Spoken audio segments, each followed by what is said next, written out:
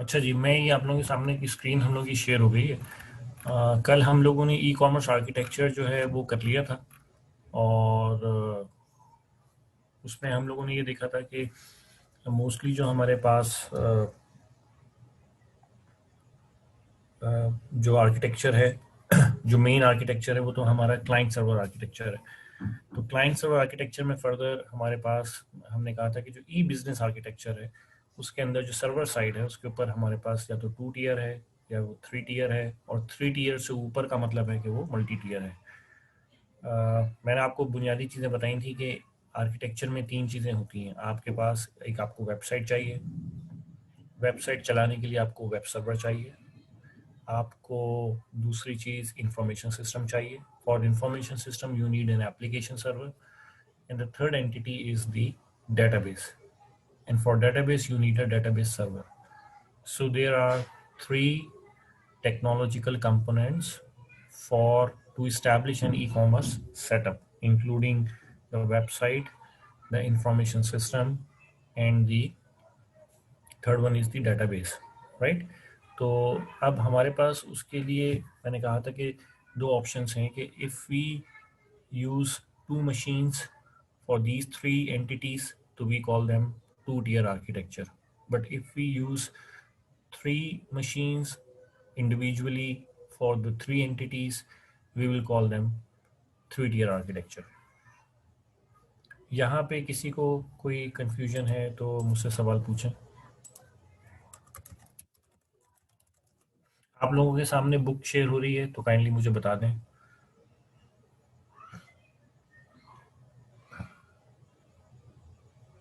जी sir, screen share हो रही है। Okay, right.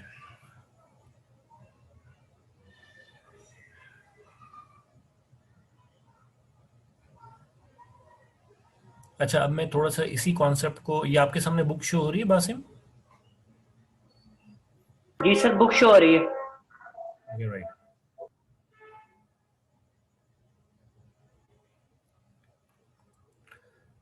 अच्छा, आज हम थोड़ा सा इसी कॉन्सेप्ट को थोड़ा सा हम इंक्रीज करते हैं, मतलब एक्सटेंड करते हैं, और फिर मैं कुछ चीज़ें आपको बताता हूँ। आज हम जो टॉपिक बेसिकली करेंगे वो है तो इसी से रिलेटेड, उसको हम कहते हैं क्लाउड कंप्यूटिंग। ठीक है। तो मैं आज थोड़ा सा उसके बारे में आप लोगों को बता दूं कि क्लाउड कंप्यूटिंग जो है वो बेसिकली है क्या।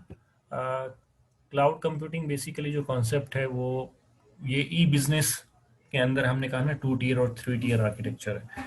तो जब हम मल्टी टीयर आर्किटेक्चर में जाते हैं तो हमारे पास, अच्छा कल मैंने कॉन्सेप्ट क्या बताया था, ये बड़ा इंटरेस्टिंग कॉन्सेप्ट है और आजकल दुनिया में इसकी बहुत डिमांड भी है। तो आने वाला जो दौर है, आप चाहे लिख लें कि आने वाला दौर अब क्लाउड का है। जिस तरह कुछ अर्सा पहले हम कॉमर्स की बात करते थे, फिर ई कॉमर्स की बात हुई, फिर ई बिजनेस की बात हुई। आई होप कि आप इस बात को समझ रहे हैं कि पहले लोगों ने सेल परचेज को ऑनलाइन करना शुरू किया, फिर लोग टेक्नोलॉजी को पूरे बिजनेस में ले आए, फिर ई कॉमर्स से आप ई बिजनेस पे चले गए, फिर एम कॉमर्स पे चले गए आप। फिर जब ई बिजनेस और एम कॉमर्स की बात आई तो फिर लोगों ने इसकी 2 टीयर मल्टी टीयर आर्किटेक्चर पे चले गए, अब लोग क्लाउड पे जा रहे हैं। तो क्लाउड बेसिक क्या कॉन्सेप्ट है, ये मैं आपको थोड़ा सा आज इसके बारे में कोशिश करूँगा कि आप लोगों को समझ आए। आ, लेकिन पहले मैं कोई क्या कहते हैं, जैसे मैंने लास्ट टाइम आप लोगों को एक्सप्लेन करने के लिए बताया कि इंटरनेट था, इंटरनेट पे प्रॉब्लम क्या था, सिक्योरिटी का फ़ायदा क्या था, एक्सेसिबिलिटी का। तो प्रॉब्लम को एड्रेस करने के लिए हमने क्या सोल्यूशन निकाला, इंट्रानेट। इंट्रानेट में सिक्योरिटी अचीव हमने कर ली। मसला क्या था, बाहर के लोगों को अकोमोडेट नहीं कर सके, उसके लिए एक्स्ट्रानेट बनाया। अच्छा, एम कॉमर्स का मतलब है कि जो मोबाइल के थ्रू ट्रांजेक्शन्स कर रहे हैं। तो बेसिकली ई कॉमर्स तो ये ना कि आप इलेक्ट्रॉनिक, अब एम कॉमर्स और ई कॉमर्स अब बात बराबर हो गई कि अब आप स्मार्टफोन्स के थ्रू, मोबाइल के थ्रू ही सारा काम कर रहे हैं, तो वो बेसिकली एम कॉमर्स। अगर आप ई कॉमर्स, पहले ये होता था एक अरसे तक कि ई कॉमर्स आप कंप्यूटर पे बैठ के करते थे, अब तो हर चीज़ आपका, अब आपके कंप्यूटर इतने, मोबाइल ही इतने स्मार्ट हो गए हैं कि अब आप उसको सब काम मोबाइल पे ही कर रहे हैं, तो वो बेसिकली मोबाइल कॉमर्स है। बहरहाल, तो ये इतना कोई अब डिफरेंशिएटिंग कॉन्सेप्ट नहीं रहा, राइट। दूसरी बात ये है कि आई होप कि ये मैं भी बताता हूँ क्लाउड का। दूसरी बात ये कि आज मैंने सुबह आर्टिकल सेफ सेफ आपसे शेयर कर दिया था सबको, कल रात को थोड़ा सा मैं लेट हो गया बहरहाल, that's why I shared the paper in the morning. तो आई होप कि आप सब लोगों को मिल गया होगा। तो एक दो लोग आंसर कर दें कि हाँ आप लोगों को आर्टिकल आप लोगों को मिल गया है, जो कल आर्टिकल हम बात कर रहे थे, फिर हम उसको एंड ऑफ लेक्चर के करीब हम उसको डिस्कस करेंगे। ओके राइट जी। अच्छा, अब होता बेसिकली ये है कि जब हम thank you very much, multi tier architecture की जब हम बात करते हैं तो मल्टी टीयर आर्किटेक्चर के अंदर हमारे पास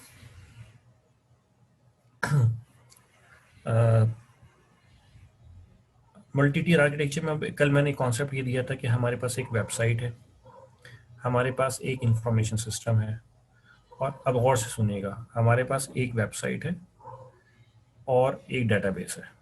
सिनेरियो ए ये था, और कोई इंफॉर्मेशन सिस्टम नहीं था। फिर हमने कहा कि वेबसाइट है, वेबसाइट के बाद इंफॉर्मेशन सिस्टम है और एक डेटाबेस है। फिर हमने कहा ये तीनों चीज़ें दो मशीन्स पे हैं, टू टीयर। फिर हमने थोड़ा सा और एक्सपेंशन की, हमने कहा ये तीनों चीज़ें अलग अलग मशीन्स पे हैं, थ्री टीयर पे आ गए। फिर मैंने थोड़ी सी मज़ीद कॉन्सेप्ट में एक्सपेंशन लाया और मैंने कहा कि अब वेबसाइट एक है, हर डिपार्टमेंट का अपना इंफॉर्मेशन सिस्टम है और डेटाबेस सेम है, कॉमन है, सेंट्रलाइज्ड है। तो फिर मैंने उस सूरत में कहा था कि अगर 10 इंफॉर्मेशन सिस्टम्स हैं तो 10 एप्लीकेशन सर्वर्स हैं, एक वेबसाइट है तो एक वेब सर्वर है, मतलब एक मशीन है, एक डेटाबेस है तो एक डेटाबेस सर्वर है तो एक मशीन है। तो ये टोटल 12 मशीन्स हो गई। फिर मैंने मज़ीद एक्सपेंशन की, मैंने कहा हर इंफॉर्मेशन सिस्टम का अपना अपना डेटाबेस है, तो 10 एप्लीकेशन सर्वर्स हैं तो 10 डेटाबेस सर्वर्स हैं, तो 10 और 10 20 और एक वेबसाइट 21 हो गई। राइट, अब होता क्या है, अब होता यह है कि बाज़ औक़ात अगर आप थोड़ा सा गौर करें, ये 21 वाला कॉन्सेप्ट समझ में आया है ना, एक वेबसाइट है तो एक वेब सर्वर है, उसके पीछे 10 इंफॉर्मेशन सिस्टम्स हैं, क्योंकि वेबसाइट के ऊपर मुख्तलिफ आपको देखें, अगर गौर करें तो वेबसाइट के ऊपर सेल्स परचेज भी हो रही है, सेल्स का डाटा अलग होगा, परचेज का डाटा अलग होगा, मार्केटिंग का डाटा अलग होगा, इन्वेंट्री का भी इंफॉर्मेशन अवेलेबल होगी। राइट, तो कहने का मकसद ये है, नहीं जरा वेबसाइट तो हमेशा एक होगी, लेकिन वेबसाइट भी रीजन बेस्ड हो सकती है, अभी हम उसी इसमें नहीं जा रहे। अच्छा, तो अब हमारे पास अगर आप थोड़ा सा इसमें गौर करें कि वेबसाइट के ऊपर इन्वेंट्री से इंफॉर्मेशन आती है कि कितना स्टॉक है, फिर सेल परचेज की होती है, फिर कस्टमर का रिकॉर्ड भी होता है, तो कस्टमर का रिकॉर्ड तो सीआरएम मेंटेन करेगा, सेल परचेज का सेल्स डिपार्टमेंट करेगा, इन्वेंट्री का सप्लाई चेन कर रहा होगा, मार्केटिंग वाले भी मार्केटिंग कर रहे होंगे। तो इसका मतलब ये है कि बेसिकली एक वेबसाइट के पीछे मल्टीपल डिपार्टमेंट्स इनविजिबली काम कर रहे हैं, तो तमाम डिपार्टमेंट्स का इंफॉर्मेशन सिस्टम भी काम कर रहा है। अब मैं एक नई एक्सपेंशन करने जा रहा हूँ कि with the passage of time over a period of years क्या होगा कि डाटा इंक्रीज होता जाएगा और आपको डाटा मेंटेन भी करना पड़ेगा। क्योंकि छोटी सी बात एक बता दूं कि अगर मेरे पास हिस्टोरिकल सेल्स रिकॉर्ड होगा तो मैं उस पर स्टैटिस्टिकल एनालिसिस करके फ्यूचर की प्रोजेक्शन कर सकता हूँ कि लोगों की डिमांड्स क्या हैं, बाइंग लोगों की बाइंग ट्रेंड्स क्या हैं, मार्केट किस तरफ जा रही है, लोगों की तरजीहात क्या है। लेकिन ये सेल्स फोरकास्टिंग करने के लिए इससे मुझे डिमांड का अंदाज़ा होगा, उससे मैं सप्लाई डिटरमिन करूँगा, मुझे प्रोडक्शन का डाटा मिलेगा। बहरहाल कहने का मकसद ये है कि सेल्स फोरकास्ट करने के लिए हमें क्या चाहिए, हमें हिस्टोरिकल डेटाबेस डाटा चाहिए, और हिस्टोरिकल डाटा का मतलब यह है कि हम पिछले कई सालों का डाटा अपने पास मेंटेन करेंगे। अब डाटा अगर हम मेंटेन कर रहे हैं, जिसको हम टेक्निकल लैंग्वेज में डाटा रिटेंशन कहते हैं, तो हमें over a period of time एक से ज़ायद डेटाबेस सर्वर्स भी चाहिए होंगे, क्योंकि हमारी स्टोरेज रिक्वायरमेंट्स इंक्रीज होती जाएंगी। तो टाइम आता है कि आपको एक इंफॉर्मेशन सिस्टम्स के लिए, एक इंफॉर्मेशन सिस्टम से जो डाटा जनरेट हो रहा है उसको स्टोर करने के लिए बाज़ औक़ात मल्टीपल डेटाबेस सर्वर्स चाहिए होते हैं, क्योंकि आपकी स्टोरेज की जो डिमांड्स हैं वो इंक्रीज हो रही होती हैं, राइट। अच्छा, दूसरी बात, जब आपकी वेबसाइट पे ज़्यादा लोग आना शुरू हो जाएंगे, तो आप इसका मतलब है कि अगर एक इंफॉर्मेशन सिस्टम के ऊपर बहुत ज़्यादा क्लाइंट्स आए तो एक लिमिट हो जाएगी कि उसके बाद वो इंफॉर्मेशन सिस्टम लोगों को कम टाइम में प्रोसेस करने के लिए इनकेपेबल हो जाएगा। तो हम इंफॉर्मेशन सिस्टम्स नहीं बदलेंगे, लेकिन हम इंफॉर्मेशन सिस्टम्स के जो सर्वर्स हैं उनको मल्टीप्लाई कर देंगे। जैसे एक दुकान के ऊपर अगर मैं एक सेल्स पर्सन रखूं और लोगों का रश ज़्यादा हो जाए तो मुझे 2 सेल्स मैन रखने पड़ेंगे, काम तो वही कर रहे हैं। इसी तरह मैं क्या करूँगा कि इंफॉर्मेशन सिस्टम अगर एक है, अभी मैं एक इंफॉर्मेशन सिस्टम की बात कर रहा हूँ और वो एक एप्लीकेशन सर्वर पे चल रहा है, तो अब मैं उसका डुप्लीकेट कर लूँगा, 2 हो जाएंगे। तो आधे क्लाइंट्स को मशीन ए प्रोसेस करेगी, आधे क्लाइंट्स को मशीन बी प्रोसेस करेगी। बात समझ रहे हैं? तो अब हर इंफॉर्मेशन सिस्टम के लिए मल्टीपल एप्लीकेशन सर्वर्स चाहिए होंगे। क्यों? हमारी जो कंप्यूटिंग रिक्वायरमेंट्स हैं वो इंक्रीज हो रही हैं। तो यूं यूं हमारी प्रोजेक्शन इंक्रीज होगी, हमारी, इसको हम कहते हैं ग्लोबल विजिबिलिटी इंप्रूव होगी, तो हमें ज़्यादा कंप्यूटिंग पावर चाहिए होगी और हमें साथ साथ ज़्यादा स्टोरेज भी चाहिए होगी। कंप्यूटिंग के लिए हमें मशीन्स चाहिए, स्टोरेज के लिए भी हमें स्टोरेज डिवाइसेस चाहिए। इन दोनों के लिए हमें कॉमन चीज़ चाहिए होगी जिसको हम कहते हैं, हमें ज़्यादा बैंडविड्थ भी चाहिए होगी, इंटरनेट भी चाहिए होगा, राइट। हमें ज़्यादा इलेक्ट्रिसिटी भी चाहिए होगी। तो 4 चीज़ें, और फिर हमें प्रोटेक्शन भी ज़्यादा चाहिए होगी।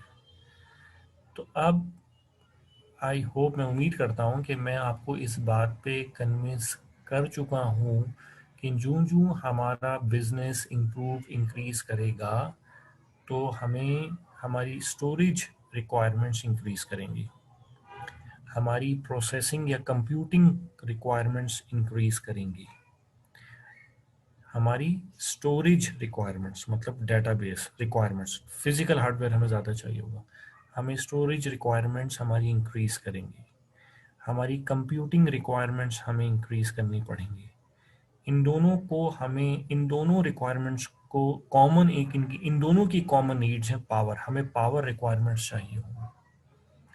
हमें क्या कहना चाहिए, दोनों के लिए क्या कहना चाहिए, ह्यूमन रिसोर्स चाहिए होगा जो कि इन लोगों को क्या करेगा, मैनेजमेंट, इस इंफ्रास्ट्रक्चर को मैनेज कर रहा होगा। हमें इन दोनों कंप्यूटिंग और स्टोरेज के लिए ज़्यादा मशीन्स चाहिए होंगी, हमें पावर इलेक्ट्रिसिटी चाहिए, हमें इंटरनेट बैंडविड्थ की रिक्वायरमेंट होगी, कनेक्टिविटी की रिक्वायरमेंट हमारी इंक्रीज हो जाएगी, इम्प्रूव नहीं इंक्रीज हो जाएगी, हमें फिजिकल प्लेस ज़्यादा चाहिए होगी, हमारा जो रनिंग एक्सपेंडिचर है वो इंक्रीज हो जाएगा। अब कुछ समझ आ रही है मेरी बात की? अच्छा, अब थोड़ी सी एक और बात, अब ये जो जितनी हमें मशीन्स चाहिए होंगी, अगर हम वेस्ट की बात करें तो मशीन्स के ऊपर हमें जो ऑपरेटिंग सिस्टम्स चाहिए उनके हमें लाइसेंसिंग भी लेनी पड़ेंगी। तो हर सॉफ्टवेयर की लाइसेंस कॉस्ट भी हमें पे करनी पड़ेगी। तो अगर 10 मशीन्स हैं, 10 लाइसेंस चाहिए, 10 लाइसेंस कॉस्ट होगी। तो इसका मतलब ये हो गया, एक्सपेंशन होगी, तो ये नोट डाउन कर लें, हमें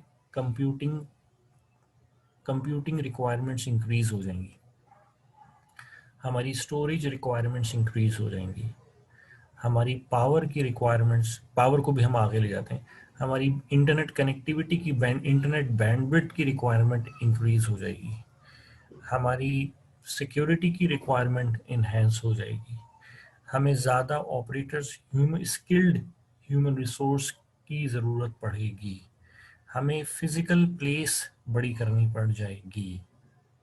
ये बात कुछ समझ आ रही है? हमें हार्डवेयर खरीदना पड़ेगा, सॉफ्टवेयर खरीदना पड़ेगा, उनके लाइसेंस खरीदने पड़ेंगे, हमें इस पे खर्चा करना पड़ेगा, आईटी इंफ्रास्ट्रक्चर को बड़ा करना पड़ेगा।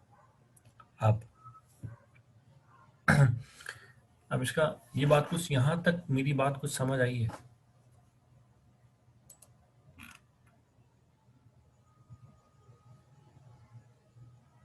यहाँ तक सबको समझ आना चाहिए, क्योंकि ये बुनियाद बनेगी क्लाउड कंप्यूटिंग की।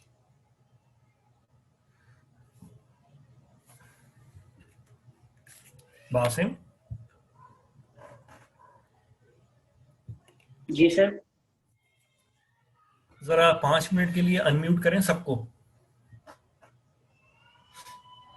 ओके।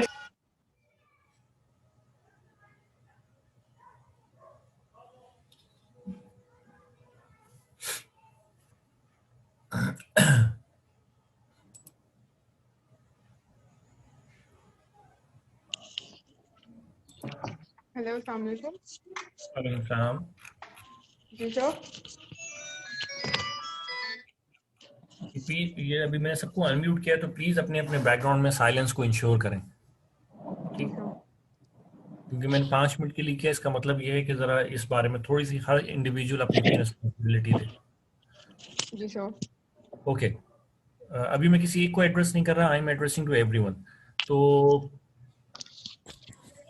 ये जो बुनियाद मैंने भी बताई है क्लाउड कंप्यूटिंग की, कि एक्सपेंशन की वजह से हमें पावर रिक्वायरमेंट्स, हमें कंप्यूटिंग रिक्वायरमेंट्स, हमें स्टोरेज रिक्वायरमेंट्स, हमें हार्डवेयर रिक्वायरमेंट, हमारी सॉफ्टवेयर की रिक्वायरमेंट, हमारी फिजिकल स्पेस की रिक्वायरमेंट हमें इन्हेंस करनी पड़ जाएगी। और फिर जी सर। हमें इनको एक्वायर करने की भी कॉस्ट पे करनी पड़ेगी, और इनको मेंटेन करने की भी, और इनकी ऑपरेशनल कॉस्ट भी बियर करनी पड़ेगी। यहाँ से क्लियर? ये सब जी क्लियर है। सर। ओके, यहाँ किसी को कोई कंफ्यूजन है तो सिर्फ वो शख्स सवाल करे जिसको कोई कंफ्यूजन है। सर मल्टी टियर में थोड़ा मल्टी आर्किटेक्चर जो है सर, इसमें थोड़ी कंफ्यूजन होती है कि सर एक्सपैंड किस सेंस में, जैसे अगर हम अकाउंट्स डिपार्टमेंट या ऑडिट डिपार्टमेंट, फाइनेंस डिपार्टमेंट, इन सब एक्सपैंड हो रहे हैं, इनके सर्वर्स भी एक्सपैंड होंगे तो उसमें भी होगा, इस सेंस बिल्कुल, में आप कह रहे हैं? जी जी, बिल्कुल बिल्कुल। देखिए, अगर हमारी ज़रूरत बढ़ेगी, मतलब मैं हर ज़रूरत कौन ड्राइव कर रहा है? अगर मेरे क्लाइंट्स बढ़ रहे हैं तो इसका मतलब मुझे लोग ज़्यादा रखने हैं। लोग ज़्यादा रखूंगा तो इसका मतलब है कि मुझे आईटी का इंफ्रास्ट्रक्चर में इन्हेंस करना पड़ेगा, ठीक है? तो अब लेकिन इसका ये मतलब नहीं है कि मुझे एक लैपटॉप नया लेना होगा, मुझे बैकएंड के ऊपर सारी चीज़ों को देखना है, ठीक है? अच्छा तो सर। हमारे यहाँ, जी जी, अब सर ये किसी बैंक वगैरह के हिसाब से कोई एग्जांपल के थ्रू बताइए कोई। ये जिस तरह अभी मैं एग्जांपल लेता हूँ, जिस तरह अमेजोन है, अमेजोन क्योंकि क्लाउड कंप्यूटिंग के कॉन्सेप्ट को अमेजोन ने ही इंट्रोड्यूस कराया है। Okay sir. अलावा हो गया, अली एक्सप्रेस हो गया, दराज डॉट पी के हो गया, दुनिया में जितनी भी बड़ी बड़ी फर्म्स हैं जो ऑनलाइन बिजनेस कर रही हैं, ये सब अब क्लाउड के ऊपर जा रही हैं, ठीक है? अच्छा सर, तो मुझे क्लाउड के बारे में थोड़ा सा क्लियर करिएगा। क्लाउड इज ऑल्सो लाइक जैसे एक तय, जैसे अभी हमने टीयर्स पढ़े हैं कल, क्लाउड हाँ, इज नहीं, ऑल्सो लाइक दैट अभी मैंने क्लाउड शुरू नहीं किया, अभी मैं सिर्फ क्लाउड की बेस बना रहा हूँ। मैं कॉन्सेप्ट। जी हूँ, सर, बेसिकली जी, मैं कॉन्सेप्ट में ही देखना चाह अभी रही मैं हूँ। क्लाउड पे आया नहीं हूँ, अभी मैं क्लाउड पे आया ओके, नहीं हूँ, अभी मैं ई बिजनेस के ऊपर ही हूँ। क्लाउड अभी मैं शुरू करने लगा हूँ। मैं ठीक सिर्फ होगा सर सर। आपको रीजंस डिफाइन कर रहा हूँ जिसकी वजह से क्लाउड कंप्यूटिंग आई है, सर मैं उसी की वजह से ठीक पूछ है? रही हूँ ना कि ये basically just like a tier ही काम कर रहा है ना बेसिकली हाँ जी, हमारा। बिल्कुल, इट्स अ ये कोई कंसेप्चुअल प्रॉपर कॉन्सेप्ट है। सॉफ्टवेयर तो है नहीं। नहीं नहीं, सॉफ्टवेयर नहीं है, ये एक पूरा इंफ्रास्ट्रक्चर है। जी सर, ठीक होगा। ये एक खैर है। इंफ्रास्ट्रक्चर, ठीक है? तो सर ये जो आप, इंफ्रास्ट्रक्चर है सिर्फ ये वेबसाइट्स वगैरह पे ही यूज होगा, ये जी किसी बिल्कुल, ऑर्गेनाइजेशन में सॉफ्टवेयर जो यूज करते हैं हम वो भी वहाँ पर भी यूज होंगे ये? ये ऐसे है, मैं इसकी एग्जांपल यूं दूंगा कि फॉर एग्जांपल आप ये करें कि आपने यूं समझें कि मैंने किसी को कोई कोर्स कराना है, ठीक है? तो अब किसी को मैंने कोई प्रोफेशनल ट्रेनिंग देनी है, तो अब एक ऑप्शन ये है कि मैं खुद अपना एक कोई ऐसा फिजिकल ऑफिस लूं, जहाँ पे मैं वो सारा एनवायरनमेंट क्रिएट करूं, जहाँ पे जाके मैं लोगों को ट्रेनिंग दूं। एक तरीका तो ये है। अब जी ट्रेनिंग कभी है कभी नहीं है, तो उसके लिए अगर ट्रेनिंग नहीं है तो मुझे वो जो स्पेस है वो तो अनयूटिलाइज्ड है।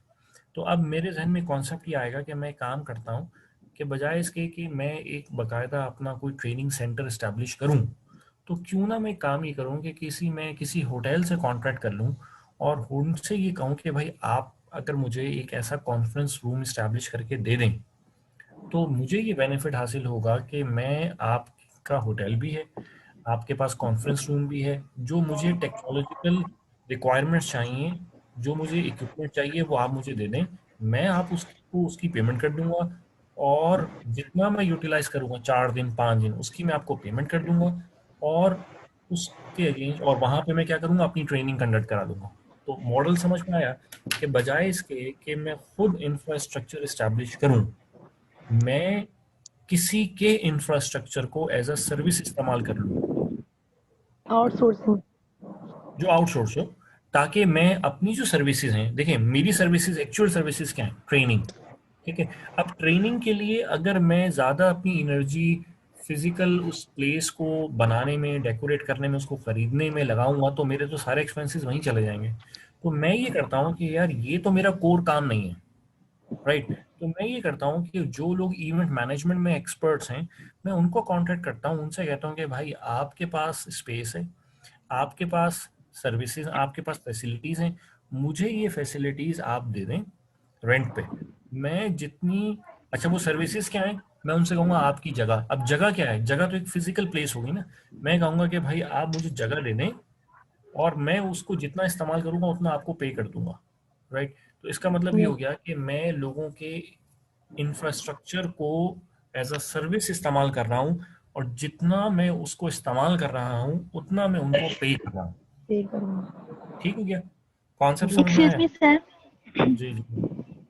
सर आपने कहा कि जैसे ही हमारा ये ई बिजनेस वास्ट होगा तो हमारे सारे एक्सपेंडिचर्स वगैरह बढ़ जाएंगे। सर मुझे थोड़ा सा क्लियर ये करना है कि सॉफ्टवेयर हमें क्यों न्यू लेने पड़ेंगे? क्यों नहीं लेने पड़ेंगे, देखो अभी मैं ये चीज कह रहा हूँ ना कि सॉफ्टवेयर तो हमने एक, असल में कॉन्सेप्ट क्या है, हमारे यहाँ तो ये होता है कि अगर मतलब मैं जिस ऑफिस में काम कर रहा हूँ, तो वहां पे अगर 2,500 या फॉर एग्जाम्पल 500 एम्प्लॉयज हैं, तो 500 एम्प्लॉयज का मतलब ये कि हमें हर मशीन के लिए लाइसेंस विंडोज लेनी है। ठीक है, अब अच्छा, हमारे यानी कि यहाँ तो, जी हर हर मशीन के लिए मशीन जो के लिए विंडो हमें लाइसेंस, लाइसेंस्ड बिल्कुल, होगी। जी बिल्कुल, ये अच्छा। लाइसेंस होगी नहीं, ये बकायदा लीगल है। अगर आप बाहर वेस्ट में काम कर रहे हैं, अच्छा, और आपकी मशीन के ऊपर लाइसेंस विंडोज नहीं है, तो वो लोग आपके साथ बिजनेस नहीं करेंगे। अच्छा, इसी तरह अगर आप इवन पाकिस्तान में रह के बाहर के लोगों से काम कर रहे हैं, और आप जिन मशीन्स पे उनका काम कर रहे हैं, और वो मशीन्स पायरेटेड ऑपरेटिंग सिस्टम के साथ हैं, तो वो लोग, उनको पता चल जाए तो आप लोगों के साथ काम करना छोड़ देंगे। वो इतने खिलाफ हैं इस चीज के, वो इसको कहते हैं जी। कि ये इंटेलेक्चुअल प्रॉपर्टी थेफ्ट है, ये सॉफ्टवेयर पायरेसी के खिलाफ है। तो इसीलिए फिर ठीक। हमें लेने पड़ते हैं लाइसेंसेस। अच्छा, ये तो हो गए विंडोज के लाइसेंस। अब जी सर। मैं एक छोटी सी एग्जाम्पल बताऊं आपको, कोई एप्लीकेशन लिखनी है तो आप किस पे लिखोगी, एमएस ऑफिस पे, तो आपको किसका सॉफ्टवेयर, किसका लाइसेंस खरीदना पड़ेगा, एमएस ऑफिस का। आपको ब्राउजिंग करनी है तो आपको क्रोम लेना है, तो आपको क्रोम का लाइसेंस लेना पड़ेगा। आपको ग्राफिक डिजाइनिंग करनी है तो आप एडोब यूज करोगे तो उसका लाइसेंस लेना पड़ेगा। आप अगर उसके अंदर काम कर रहे हो फाइनेंशियल रिपोर्टिंग के अंदर, और आपको फाइनेंशियल रिपोर्टिंग का कोई सॉफ्टवेयर खरीदना है, कोई ईआरपी लेना है, तो आपको उसके लाइसेंस देना होगा। तो इसका और ये मतलब, हर डिवाइस के लिए अलग अलग लेना जी, पड़ेगा? For every device you have to take it. अब आप सोचें कितना एक्सपेंस चाहिए होगा आपको, जी जी। राइट। हो गया it's a huge, clear it's a sir, huge thank you. Expense, it's a huge expense. तो एक्सपेंस में क्या चीजें आ रही हैं, मैंने कहा, अच्छा, फिर आपको जितनी लैपटॉप्स खरीदने हैं उनकी भी तो कॉस्ट है, नंबर ऑफ मशीन्स की। अच्छा, एक लैपटॉप तो फॉर एग्जांपल 1.5 लाख रुपए का आता है, लेकिन जो सर्वर मशीन्स होती है ना, जिनको हम कहते हैं वेब सर्वर या एप्लीकेशन सर्वर्स या डेटाबेस सर्वर, ये 1 लाख रुपए की नहीं आती। ये एक एक मशीन कम से कम 30 लाख की, 40 लाख की आती है, जो बड़ी हैवी ड्यूटी मशीन्स होती हैं। अब आपको अगर आपको 3 टियर भी आप कर लें, तो 3 टियर के ऊपर अगर आपको एक एप्लीकेशन सर्वर, एक डेटाबेस सर्वर, और एक आपका क्या कहना चाहिए, इन्फो एप्लीकेशन सर्वर चाहिए, और वो तीनों चीजें जो है वो 8-8 लाख की भी हम लगा लेंगे, तो 24 लाख तो यही हो गए मशीन्स के। फिर आपको उनका बैकअप भी लेना पड़ेगा, फिर उसके लिए पावर भी चाहिए होगी। तो आप, अगर मैं कहूँ कि छोटा सा बिजनेस है, तो आपको कम से कम भी 10 मिलियन रुपीज का एक्सपेंस तो चाहिए, क्योंकि तो करोड़ रुपए हो गए। तो यहाँ तो हमारे यहाँ कोई भी इसको कन्विंस नहीं करे, बाहर भी कोई कम, तो बाहर तो और कॉस्ट हो जाएगी, क्योंकि वो लोग, हम लोग क्या करते हैं, हम लोग तो एक मशीन को इतना, हम लोग तो दूसरी मशीन खरीदते ही तब है जब हमें नजर आ जाए कि एक मशीन बिल्कुल बैठ गई है। बाहर वो लोग ये काम नहीं करते, वो पहले से 2-3 मशीन रखते हैं कि भाई अगर एक इस्तेमाल नहीं भी हो रही तो कोई बात नहीं, फ्यूचर में इस्तेमाल हो जाएगी। तो ये कॉन्सेप्ट है। तो थैंक यू अब सर। हमें इस इंफ्रास्ट्रक्चर की जो कॉस्ट मैंने बताई, जिसमें स्टोरेज कॉस्ट है, कंप्यूटिंग कॉस्ट है, पावर की कॉस्ट है, बैंडविड्थ की कॉस्ट है, सिक्योरिटी की कॉस्ट है, ऑपरेशनल कॉस्ट है। ये कॉस्ट आप अपने पास लिखें। कंप्यूटिंग कॉस्ट, स्टोरेज कॉस्ट, उसके अलावा आपके पास जो बैंडविड्थ की कॉस्ट है, आपके पास सिक्योरिटी की कॉस्ट है, आपके पास फिजिकल स्पेस की कॉस्ट है, आपके पास ऑपरेशनल कॉस्ट है, ह्यूमन रिसोर्स की कॉस्ट है। अब इस सारी कॉस्ट को अगर आप करें तो आप कहेंगे इतनी तो एक्सपेंशन नहीं हो रही जितनी आपके पास, क्या कहना चाहिए, एक्सपेंसेस आ गए। तो इस चीज को एड्रेस करने के लिए बासिम आप अनम्यूट कर दें सबको। Basim, okay sir. तो अनम्यूट कर दें, बाद में मैं आपको बताऊंगा तब बोल दूंगा। अच्छा, अब उस सूरत में क्या होता है कि अब इन तमाम रिसोर्सेस को खुद खरीदने के बजाय लोगों ने एक आइडिया निकाला। लोगों ने कहा एक काम करते हैं कि, बल्कि हुआ क्या कि कुछ कंपनीज ने इस आइडिया को फ्लोट किया। उन्होंने क्या किया, उन्होंने बहुत सारे रिसोर्सेस ले लिए। अच्छा, अब मैं यहाँ एक और कॉन्सेप्ट देता हूँ। आजकल शायद आप लोगों को थोड़ा सा कॉन्सेप्ट हो कि आजकल वर्चुअल मशीन्स होती हैं। वर्चुअल मशीन्स क्या होती हैं कि आप एक मशीन के ऊपर एक ऑपरेटिंग सिस्टम कर सकते हैं। ये कुछ लोगों को आइडिया होगा, कुछ को आइडिया नहीं होगा, लेकिन आजकल हो ये गया है कि वर्चुअल मशीन्स का मतलब ये होता है कि अगर मुझे एक मशीन के ऊपर विंडोज 10 चाहिए और एक मशीन के ऊपर मुझे यूबंटू चाहिए, तो इसके लिए मुझे पहले ज़माने में दो मशीन चाहिए होती थी। या तो मुझे एक ऑप्शन ये था कि मैं एक ही मशीन पे दोनों ऑपरेटिंग सिस्टम्स इंस्टॉल कर लूँ और उसके बाद एक वक्त में कोई एक ही चलेगा, या तो विंडोज पे चलेगा या यूबंटू चलेगा। लेकिन अब क्या हो गया कि ऐसे सॉफ्टवेयर आ गए हैं कि आप एक ही मशीन के ऊपर दोनों ऑपरेटिंग सिस्टम्स को एक ही वक्त में चला सकते हैं। तो हम उनको कहते हैं वर्चुअल मशीन। तो एक फिजिकल मशीन के ऊपर हम मल्टीपल वर्चुअल मशीन्स बना लेते हैं। राइट, एक फिजिकल मशीन के ऊपर मल्टीपल वर्चुअल मशीन्स हम बना लेते हैं।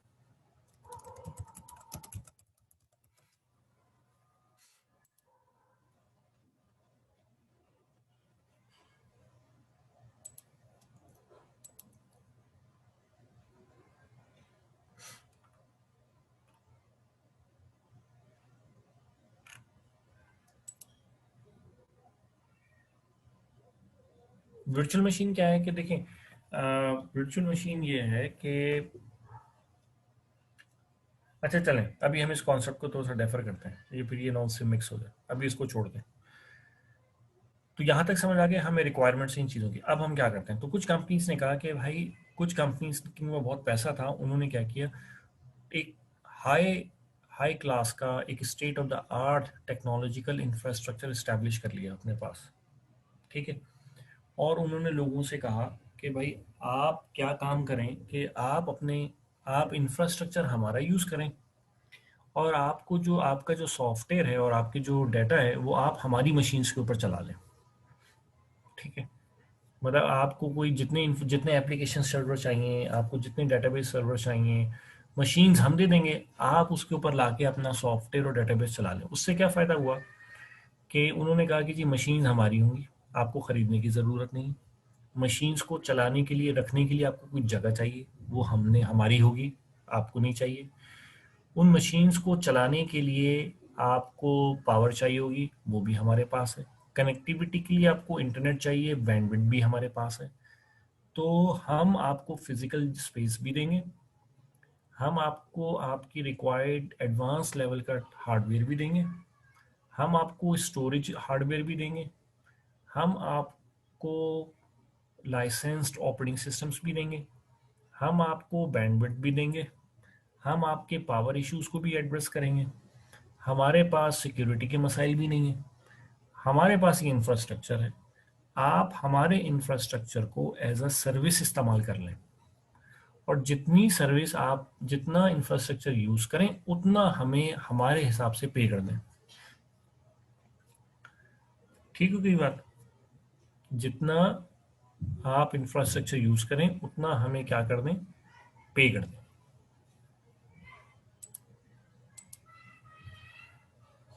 ठीक है, और अगर आपको क्या कहना चाहिए, जब भी एक मशीन की जरूरत पड़ेगी आप मशीन्स हमारी यूज करते जाएं। आपको अगर डेटाबेस नया चाहिए, आप हमसे एक और मशीन ले लें। तो इसका मतलब ये हो गया कि आपकी ज़रूरत जो बढ़ती जाए, आप हमसे वो ज़रूरियात से रिलेटेड जितनी भी जो आपको रिसोर्सेज चाहिए वो आप हमसे वक्त के साथ साथ लेते रहिएगा। ठीक है, तो कॉन्सेप्ट क्या हो गया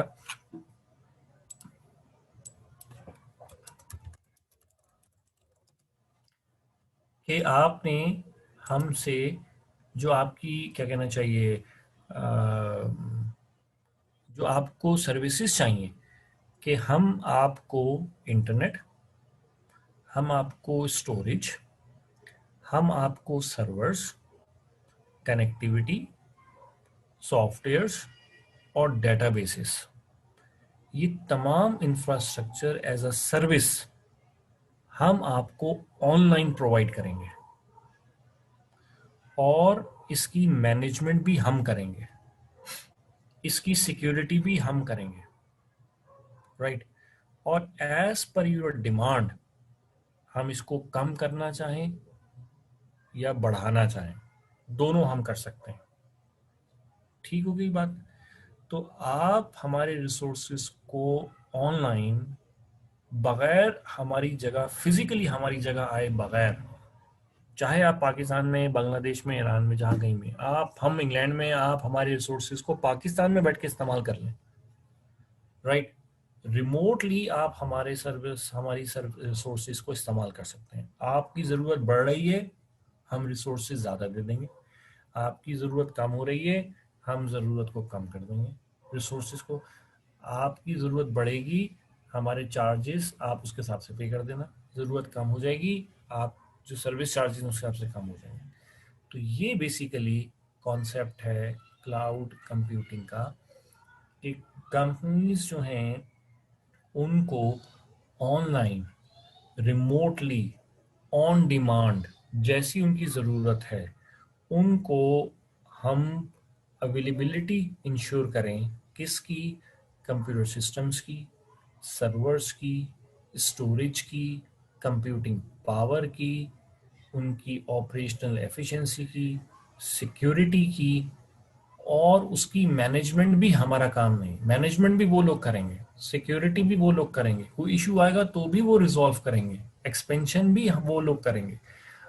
तो कहने का मकसद ये हो गया कि हमें कुछ करने की ज़रूरत नहीं है, हमें बस ये बताना है कि हमारी डिमांड कितनी है, वो उसके हिसाब से वो तमाम रिसोर्सेज को हमें प्रोवाइड कर देंगे।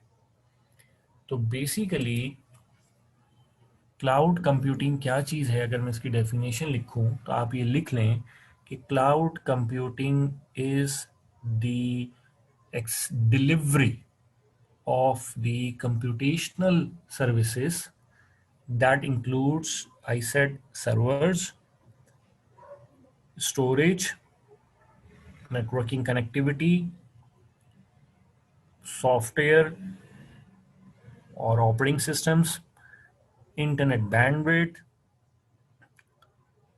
to help an organization to meet their business needs।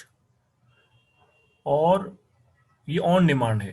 इसमें एक बहुत बड़ी चीज़ क्या है, ये मैं इसकी मिसाल ऐसे देता हूँ कि जिस तरह आप लोग घर में 3 सर्विसेज इस्तेमाल कर रहे हैं, आप सब लोग घर में आप बिजली इस्तेमाल कर रहे हैं, घर में आप स्टेट से गैस ले रहे हैं, आप इंटरनेट बैंडविड्थ ले रहे हैं। लेकिन मुझे आप बताएं कि आपके घर में कोई बिजली का प्लांट तो नहीं लगा हुआ, ना आपकी सुई गैस का कोई वेल है, ना इंटरनेट आप सप्लाई कर रहे हैं।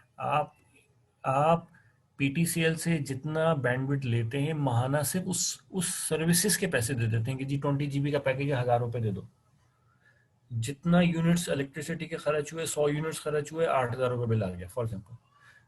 जितने उसके मीटर वो क्या क्यूबिक फीट वो गैस कंज्यूम हुई, उतना आपने एक्सपेंस दे दिया। तो आप अब गैस का कोई एक्सप्लोरेशन हो रही है, कोई वेल एक्सप्लोर हुआ, वो तो आप नहीं कर रहे, राइट। गैस, पानी है, डैम बनाना है, उसकी कॉस्ट तो आप नहीं पे कर रहे, इंफ्रास्ट्रक्चर तो आप नहीं कर रहे ना। वो लोग आपको सर्विसेज फैसिलिटीज दे रहे हैं और जितनी आप यूज कर रहे हैं उतना आप पे कर रहे हैं। तो इसको कहते हैं पे एज यू गो।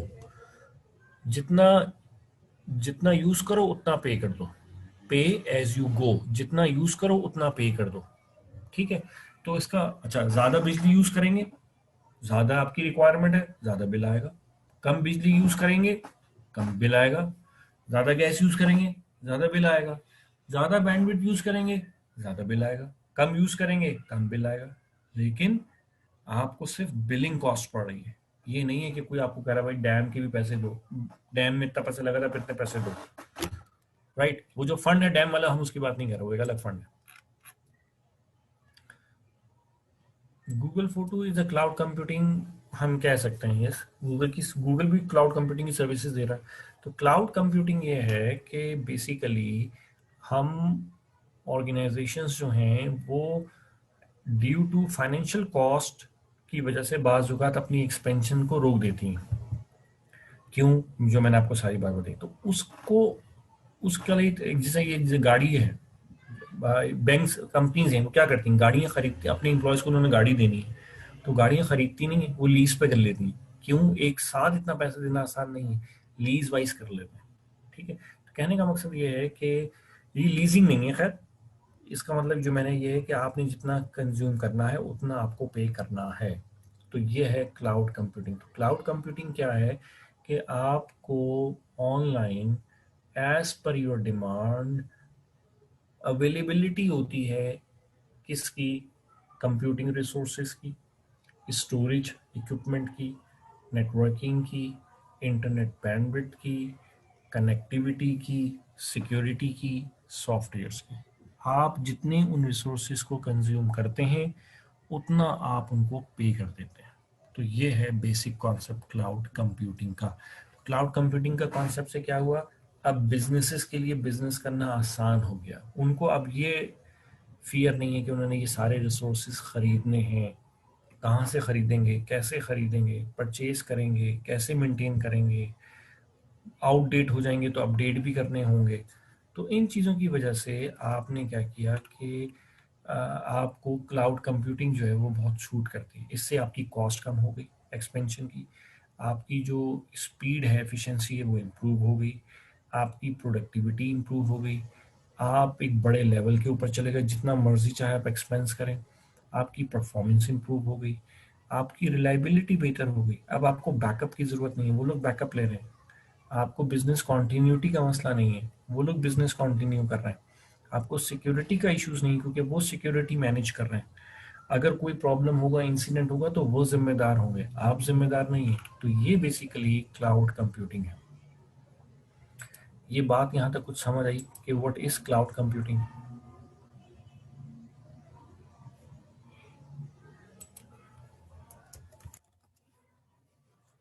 अच्छा, अब दुनिया के अंदर क्लाउड कंप्यूटिंग की दो बड़ी टेक्नोलॉजी हैं, राइट। माइक्रोसॉफ्ट ने, जैसा पता है कि माइक्रोसॉफ्ट हर चीज़ के अंदर हर चीज़ की टेक्नोलॉजी लेकर आता है। जिस तरह मैंने ईआरपी में बताया था कि माइक्रोसॉफ्ट का जो ईआरपी उसका नाम क्या था, डायनामिक्स, माइक्रोसॉफ्ट डायनामिक्स। लेकिन ओरेकल भी एक ईआरपी है, ठीक है ना, ओडो भी एक ईआरपी मैंने बताया था। अच्छा, अब इसी तरह क्लाउड कंप्यूटिंग के अंदर जो क्या कहना चाहिए, माइक्रोसॉफ्ट की टेक्नोलॉजी क्लाउड कंप्यूटिंग में, उसका नाम है एजोर। ये मैं यहाँ पे ठहरे लिख देता हूँ।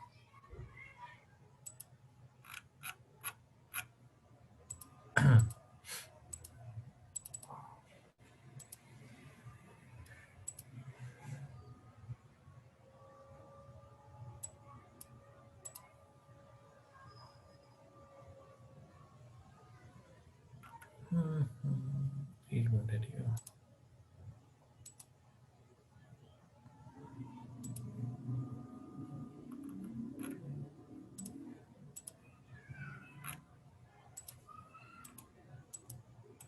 ये आपको वर्ड डॉक्यूमेंट शो हो रहा है?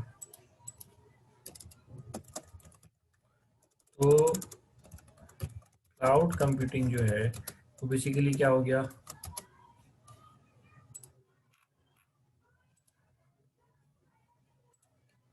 On demand availability of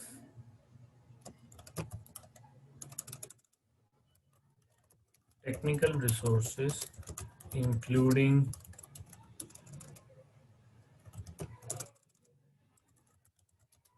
computing power,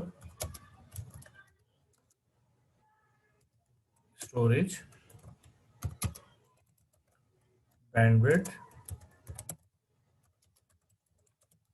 connectivity, power, security, operational issues।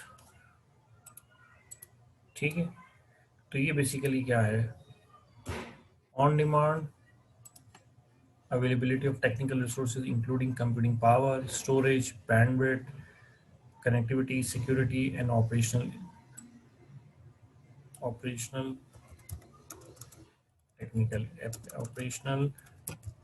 technical skills, right? तो ये इसको हम मैनेजमेंट कर लेते हैं, राइट?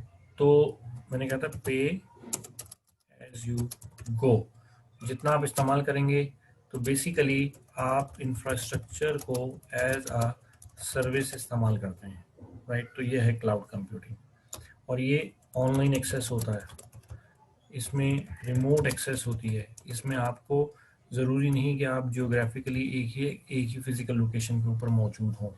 तो ये बेसिकली इसका सबसे बड़ा फ़ायदा है। अब क्लाउड कंप्यूटिंग में दो कंपनीज जो हैं उनकी क्लाउड कंप्यूटिंग की जो अपनी टेक्नोलॉजी है, इसमें दो बड़े नाम हैं। एक है माइक्रोसॉफ्ट की जो क्लाउड कंप्यूटिंग टेक्नोलॉजी है उसको कहते हैं एज़ोर,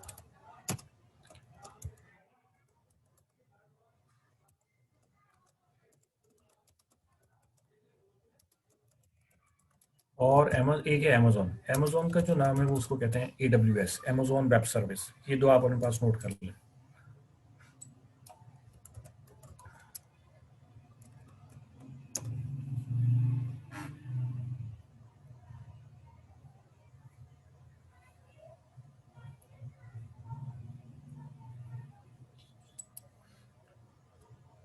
अच्छा, इसको बेसिकली हम अमेजोन की जो क्लाउड टेक्नोलॉजी है, अमेजोन वेब सर्विस, आगे लिखा होता है EC2, E2 ऐसे लिखा होता है।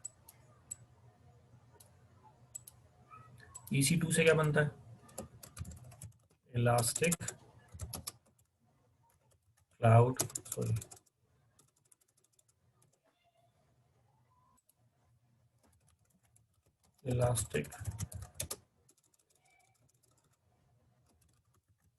Cloud computing.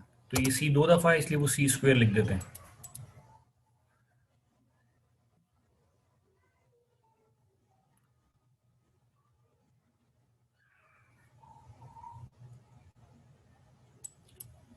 ठीक है। अच्छा, कुछ लोग इसको क्लाउड कंप्यूटिंग भी कहते हैं और कुछ लोग इसको इलास्टिक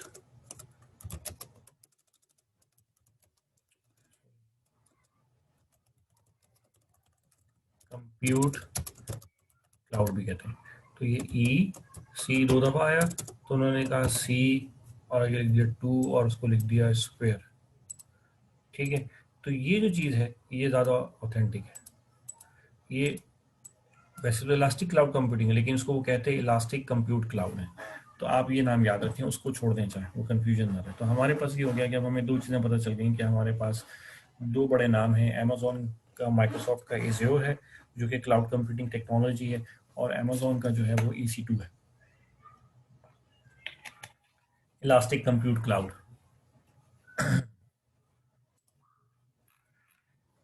यहाँ तक किसी को कुछ क्लियर ना हुआ? Any questions?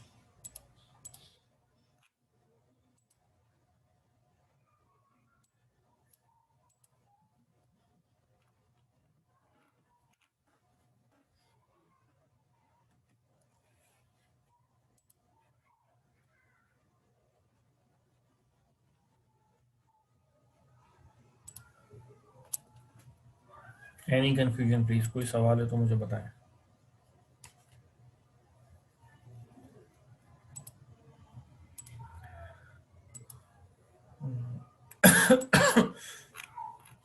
शुक्र है हाफिज साहब को क्लियर हो गया, तो जबरदस्त भाई, सबको क्लियर हो गया, जबरदस्त।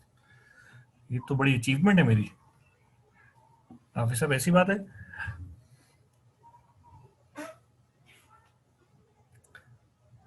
हाफिज आपसे मुलाकात करनी पड़ेगी, खैर आप सबसे मुलाकात करनी पड़ेगी, माशाल्लाह बड़ी अच्छी क्लास है भाई ये तो। डोमेन परचेजिंग, डोमेन क्या होती है? आपने शादी कहीं से कुछ चीज खरीदी है ऑनलाइन कभी? जरा मुझे बताएं, जल्दी आंसर देना।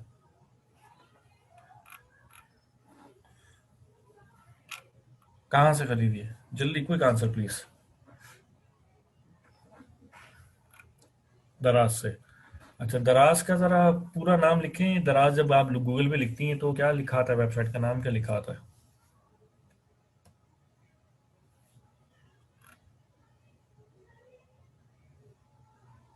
सर पर कोर्स हद तक आईटी ऑडिट भी नहीं होगा ना इसका? अब तो आईडी ऑडिट की बहुत ज़रूरत पड़ेगी भाईजान, एहसान। दराज.com अब तो ज़्यादा ज़रूरत हो गई क्योंकि दूसरे लोग काम कर रहे हैं भाई, यही तो मैं बता रहा हूँ। आईटी ऑडिट तो अब तो बहुत चाहिए, क्योंकि आपको तो इंश्योर करना है कि वो बेस्ट प्रैक्टिसेस फॉलो कर भी रहे हैं या नहीं कर रहे हैं। अब तो दूसरे कर रहे हैं तो आप कहेंगे भाई अब ऑडिट कराओ, मुझे ऑडिट रिपोर्ट दिया करो। तो अब तो और ज़्यादा, पहले से ज़्यादा ज़रूरत हो गई। आप तो खुद कर रहे हैं तो कोई मसला नहीं है। दराज.com, ओके। ये कभी आप लोगों को इसने कभी अंदाजा हुआ ये कॉम का मतलब क्या होता है? दराज के आखिर में आप लिखते हैं .com, तो ये जो .com है ना, ये बेसिकली डोमेन कहलाती है। जब आप किसी कंपनी का वेबसाइट का एक पता लेते हैं ना, दराज, अब दराज का नाम अगर दराज हो, दराज का नाम दराज है, लेकिन दराज उस वेबसाइट, उसके नाम के अलावा जब वो इंटरनेट पे जाए, फॉर एग्जांपल दराज आपकी कंपनी है और मुझे पता है अब इन्होंने वेबसाइट खरीदनी है, तो मैं क्या करूंगा, ये नाम खुद खरीद लूंगा। दराज.com, ये नाम खरीदने पड़ते हैं ना, जिस तरह गाड़ियों के नंबर्स होते हैं, एक्साइज एंड टैक्सेशन आना पड़ता है, तो वेबसाइट के भी नाम खरीदने पड़ते हैं। जहाँ आप देखेंगे मोबाइल का नंबर लें तो गोल्डन नंबर के ज़्यादा चार्जेस होते हैं ना, इसी तरह दराज ये वेबसाइट के नाम के भी चार्जेस होते हैं। अब दराज.com मिले ही ना, दराज2.com हो तो ये तो अच्छा नहीं लगेगा ना, तो दराज की तो कोशिश होगी दराज.com हो। तो ये जो चीज़ है ना, ये इसको कहते हैं डोमेन नेम, ये आपको खरीदना होता है, इसको कहते हैं डोमेन परचेजिंग। ये जो है एक वेबसाइट है, उसका नाम है, आप इसको देखिएगा, उसका ये कहाँ, दुनिया की जो सबसे मशहूर डोमेन परचेजिंग वेबसाइट है उसका नाम है GoDaddy। अजीब सा नाम है लेकिन बहरहाल GoDaddy.com, यहाँ से आप परचेज करते हैं। तो ये GoDaddy.com हो गया। अब मैं आपको एक और चीज़ चलें, ये डोमेन का कॉन्सेप्ट शुरू हो गया तो इसको कहते हैं www.icmap.com.pk। अब आप देखें तो उल्टा पड़ता है राइट से, तो बाकी अब इस ये क्या है, ये URL है, इसको हम डोमेन नेम भी कहेंगे। अब यहाँ से क्या पता चल रहा है, ये PK का मतलब है कंट्री, पाकिस्तान में है। कॉम का मतलब है कि ये कोई कमर्शियल ऑर्गेनाइजेशन है, वैसे तो नॉन प्रॉफिट है, नो प्रॉफिट है। और ये क्या है, कंपनी का नाम। और ये क्या है, वर्ल्ड वाइड वेब। और आप उससे पहले अक्सर आपने देखोगे ये लिखा होता है HTTP, या ये लिखा होता है बाजुकात, और बाजुकात आपने देखा होगा ये लिखा होता है HTTPS। तो HTTP इज बेसिकली प्रोटोकॉल, ठीक है। यहाँ से ये भी बताते चलूँ, HTTP क्या है, हाइपर टेक्स्ट ट्रांसफर प्रोटोकॉल। ये क्या है, ये basically protocol to access the website है, ठीक हो गई। और HTTPS क्या है, इट्स अ सिक्योर HTTP, तो it's a secure protocol to access the website. अब ये तो हो गया प्रोटोकॉल। ये जो चीज़ मैंने बोली है, क्या बोली है, ये URL है। और URL जो है उसमें क्या चीज़ें होती हैं, URL है ये, इसको क्या बोलते हैं, डोमेन नेम। और डोमेन नेम के अंदर क्या क्या चीज, डोमेन नेम के अंदर क्या इंफॉर्मेशन मैंने बताई, डोमेन नेम के अंदर क्या इंफॉर्मेशन होती है, डोमेन नेम के अंदर इंफॉर्मेशन होती है कंपनी का नाम और जियोग्राफिकल लोकेशन और नेचर ऑफ द बिजनेस, ठीक है। तो ये तीन चीजें। अब मैं इसकी एक मिसाल आपको देता हूँ, www.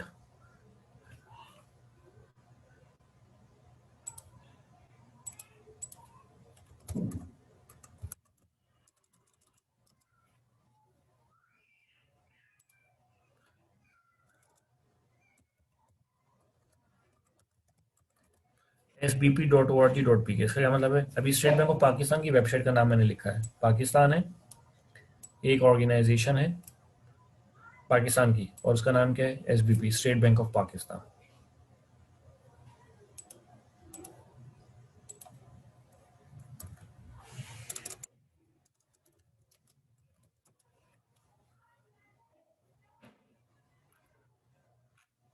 ठीक है, इसी तरह आप देखें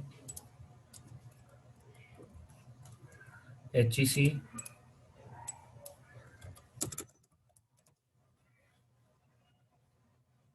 HEC का हम नाम लिखें अगर hec.gov.pk, ठीक है। अच्छा, दूसरा nurse.edu.pk। अब आप देखो कि यहाँ कॉम आ गया, commercial, PK, domain, geographical location, nature of the organisation. ये बाजू का जरूरी नहीं होता है कि आप अगर कहते हैं कि पाकिस्तान की आप आइडिया नहीं रखना चाहते तो आप इसको .org कर लें। जैसे दराज.com, उनका कॉन्सेप्ट ये है कि हम सिर्फ पाकिस्तान तक तो महदूद नहीं है ना, तो उन्होंने कहा कि दराज.com, उन्होंने दराज.com.pk नहीं लिखा। अच्छा, organisation, nature of the organisation, और state bank of Pakistan is the name of the organisation. PK, domain name, country name, GOV, nature of the organisation, government body है HEC, name of the organisation. PK, EDU, educational institute है, NUST। तो देखो EDU, GOV और ORG और .com, 4 चीज़ें मैंने आपको बता दी। इसी तरह अगर UK की होगी तो PK की जगह UK आ जाएगा, ऑस्ट्रेलिया की होगी तो AU आ जाएगा, अरब एमिरेट्स की होगी AE आ जाएगा, USA की होगी तो US आ जाएगा। इस तरह से कनाडा की होगी तो कनाडा आ जाएगा, न्यूजीलैंड होगी तो NZ आ जाएगा। तो they are so many things. बात समझ में आ गई? जी जी बिल्कुल, ये वही चीज़ है, बिल्कुल। अच्छा जी, अब हमारे पास, ये आपको याद रहेगा ना, माइक्रोसॉफ्ट का एजोर है, अमेजोन का AWS है। AWS और EC2, ये पूरा लिखेंगे, AWS EC2, राइट? AWS नहीं है, सिर्फ AWS EC2। ये तो मैंने इसका नाम लिख दिया ना, Amazon web service, AWS EC2। और EC2 से क्या बनता है? Elastic compute cloud. तो अमेजोन AWS EC2 है। ये बात क्लियर हो गई? अच्छा जी, अब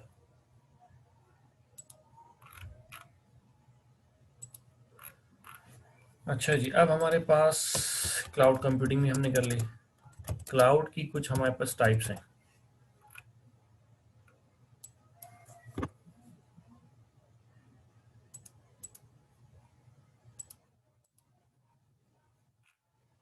एक हमारे पास होता है बेसिकली, इसको हम कह देते हैं, यूं कह देते हैं, क्या कहें, क्लाउड टाइप्स कह लें, या आप इसको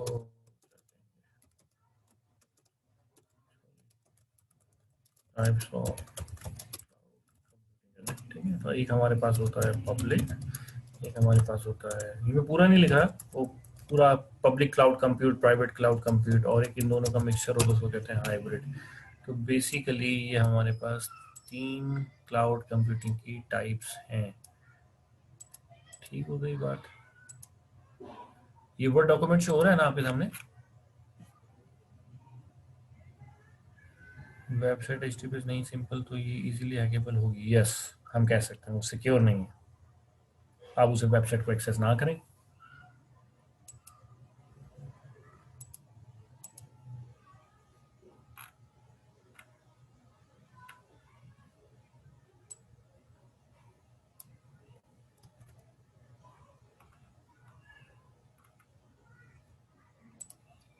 अच्छा, अब जो ये है, क्या कहना चाहिए, टाइप्स ऑफ क्लाउड। एक तो क्लाउड कंप्यूटिंग है ना, अब मैंने क्या बोल रहा हूँ, मैं बोल रहा हूँ टाइप्स ऑफ क्लाउड सर्विसेज। ठीक है, क्लाउड 3 किस्म का है, क्लाउड कंप्यूट, पब्लिक, प्राइवेट और हाइब्रिड। और क्लाउड सर्विसेज को देने के 3 तरीके हैं।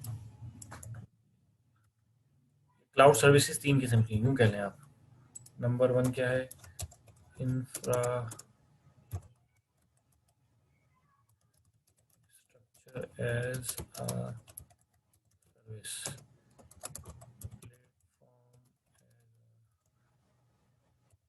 सर्विस, सर्वर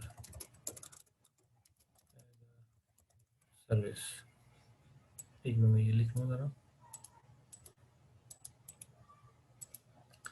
इसको बोलेंगे IAS, इसको बोलेंगे PAS, एज A दो दफा आ जाएगा, और ये हो जाएंगी सास। चौथा हो गया सर्वरलेस कंप्यूटिंग।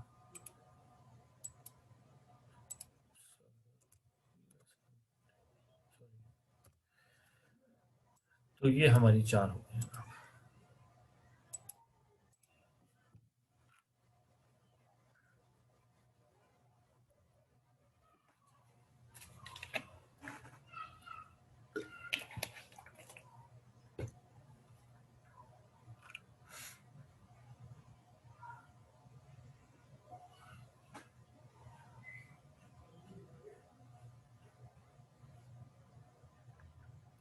ये बात कुछ क्लियर हो गई यहाँ तक?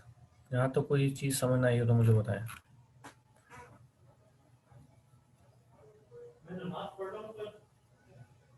एक और भी है कम्युनिटी, ये मुझे समझ नहीं आया।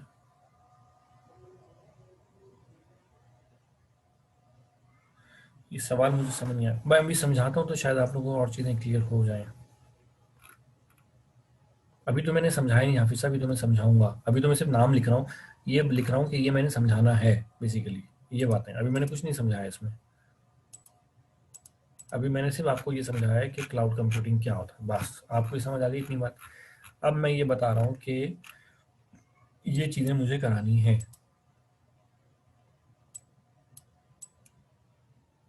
ठीक है, उसमें मैंने आपको बताया 3 चीज़ें हैं हमारे पास। एक हमारे पास क्लाउड की टाइप्स हैं, टाइप्स ऑफ क्लाउड कंप्यूटिंग है, पब्लिक, प्राइवेट और हाइब्रिड। और दूसरा हमारे क्या है, टाइप्स ऑफ क्लाउड सर्विसेज है। वो हमारे पास ये 4 किस्म से हम ले सकते हैं। पब्लिक प्राइवेट अलग अलग होती हैं, हाइब्रिड इन दोनों का मिक्सचर होता है। अच्छा, अब बड़ा आसान है इसको डिफ्रेंशिएट करना पब्लिक और प्राइवेट क्लाउड को। देखें, पब्लिक क्लाउड का मतलब ये है कि आप किसी थर्ड पार्टी से क्लाउड ले रहे हैं। ठीक है, अच्छा, अब आप उसको पाबंद तो नहीं कर सकते ना कि तुम किसी और को मत देना, सिर्फ मुझे ही देना। इसका मतलब है वो किसी और को भी देगा, तो वो पब्लिक हो गया। ठीक है, तो बेसिकली ऐसा क्लाउड, ऐसी कंपनी, जब आप किसी थर्ड पार्टी कंपनी से क्लाउड सर्विसेज लेते हैं तो वो क्लाउड कहलाता है पब्लिक क्लाउड, क्योंकि वो कंपनी किसी और को भी सर्विसेज दे रही होती है। अब यहाँ जब कोई चीज़ आप पब्लिक एक्सेस करेंगे तो वहाँ सबसे बड़ा इशू आ जाएगा सर्विस सिक्योरिटी का, राइट? तो ये तो इशू क्रिएट हो गया। लेकिन फिलहाल अभी हम इसके इश्यूज की बात नहीं कर रहे, हम पब्लिक की बात कर रहे हैं। तो पब्लिक क्लाउड क्या है कि जब आप क्लाउड की सर्विसेज किसी थर्ड पार्टी कंपनी से ले रहे होते हैं, तो अमूमन आप छोटी कंपनी होते हैं, बड़ी बनने जा रहे होते हैं, तो आप उनसे सर्विसेज ले लेते हैं। यहाँ तो कोई मसला?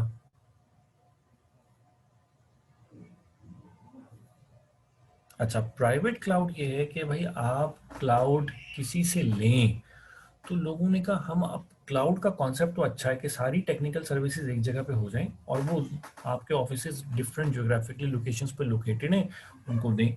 उन्होंने कहा ये जो बड़ी कंपनीज है ना, वो फिर क्या करती हैं, अपना क्लाउड खुद बना लेती है, राइट?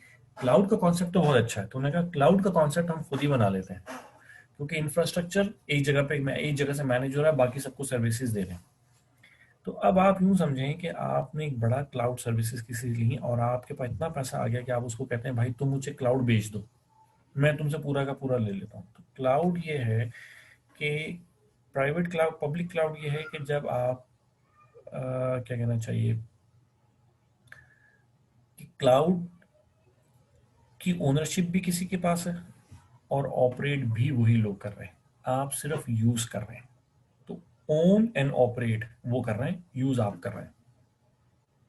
ठीक है, अच्छा, जो आपका प्राइवेट क्लाउड है उसका मतलब बेसिकली ये है कि वो क्या कहना चाहिए,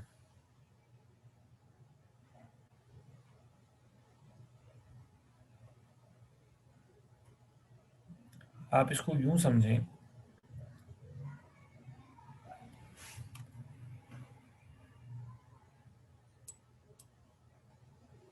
कि वो जो सारा का सारा क्या कहना चाहिए जिस तरह हमने इंटरनेट और इंटरनेट की बात की, ठीक है, तो इंटरनेट हम उसके बाद हमने कहा कि हम वीपीएन की तरफ चलाते हैं कि इंफ्रास्ट्रक्चर किसी का, लेकिन हम उसे डेडिकेटेडली परचेज कर लेते हैं।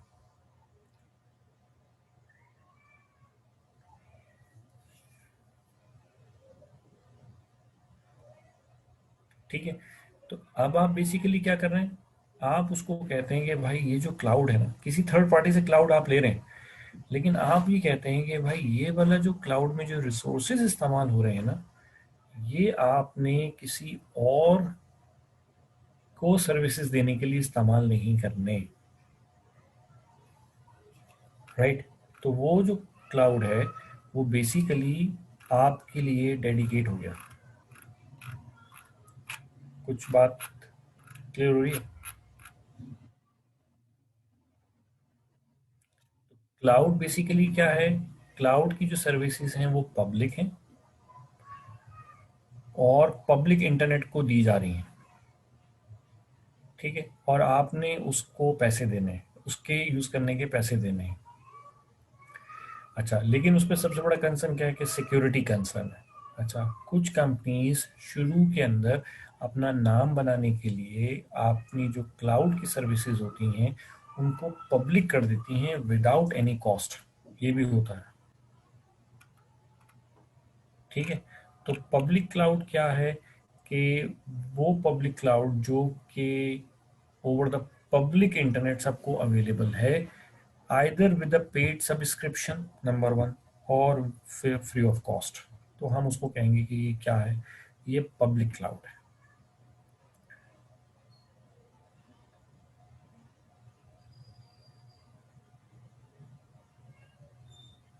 ठीक है। अच्छा, जो प्राइवेट क्लाउड है उसमें जो इंफ्रास्ट्रक्चर इस्तेमाल होगा वो वो जो अब प्राइवेट क्लाउड में जो सारा का सारा इंफ्रास्ट्रक्चर है वो एक ही इदारे के लिए होगा, ठीक है। अब चाहे आप उसको खुद मैनेज करें या आप उसको किसी थर्ड पार्टी से मैनेज करवाएं, लेकिन वो जो क्लाउड का इंफ्रास्ट्रक्चर है उसके ऊपर किसी और कंपनी का डाटा या सर्विसेज, वो किसी और कंपनी के को सर्विसेज देने के लिए इस्तेमाल नहीं होगा, ठीक है। वो डेडिकेटेड टू एन ऑर्गेनाइजेशन होगा। तो ये बेसिकली प्राइवेट क्लाउड होगा। तो प्राइवेट क्लाउड ये हो गया कि it's a cloud which is either operated by yourself or by any third operator or third party, but it is only dedicated for a single organization। तो हम उसको ये कहेंगे कि ये क्या है, ये प्राइवेट क्लाउड है, ठीक है। अब पब्लिक क्लाउड और प्राइवेट क्लाउड को आप इसका एक कंपोजिशन बना लें, इसका एक मिक्सचर बना लें, तो वो बेसिकली क्या कहलाएगा, हाइब्रिड क्लाउड।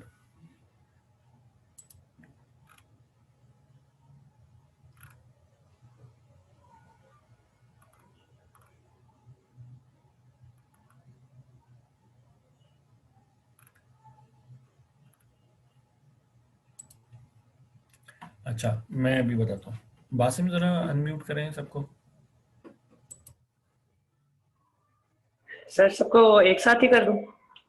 सबको एक साथ नहीं, सबको वन बाय वन करके करें। Okay sir.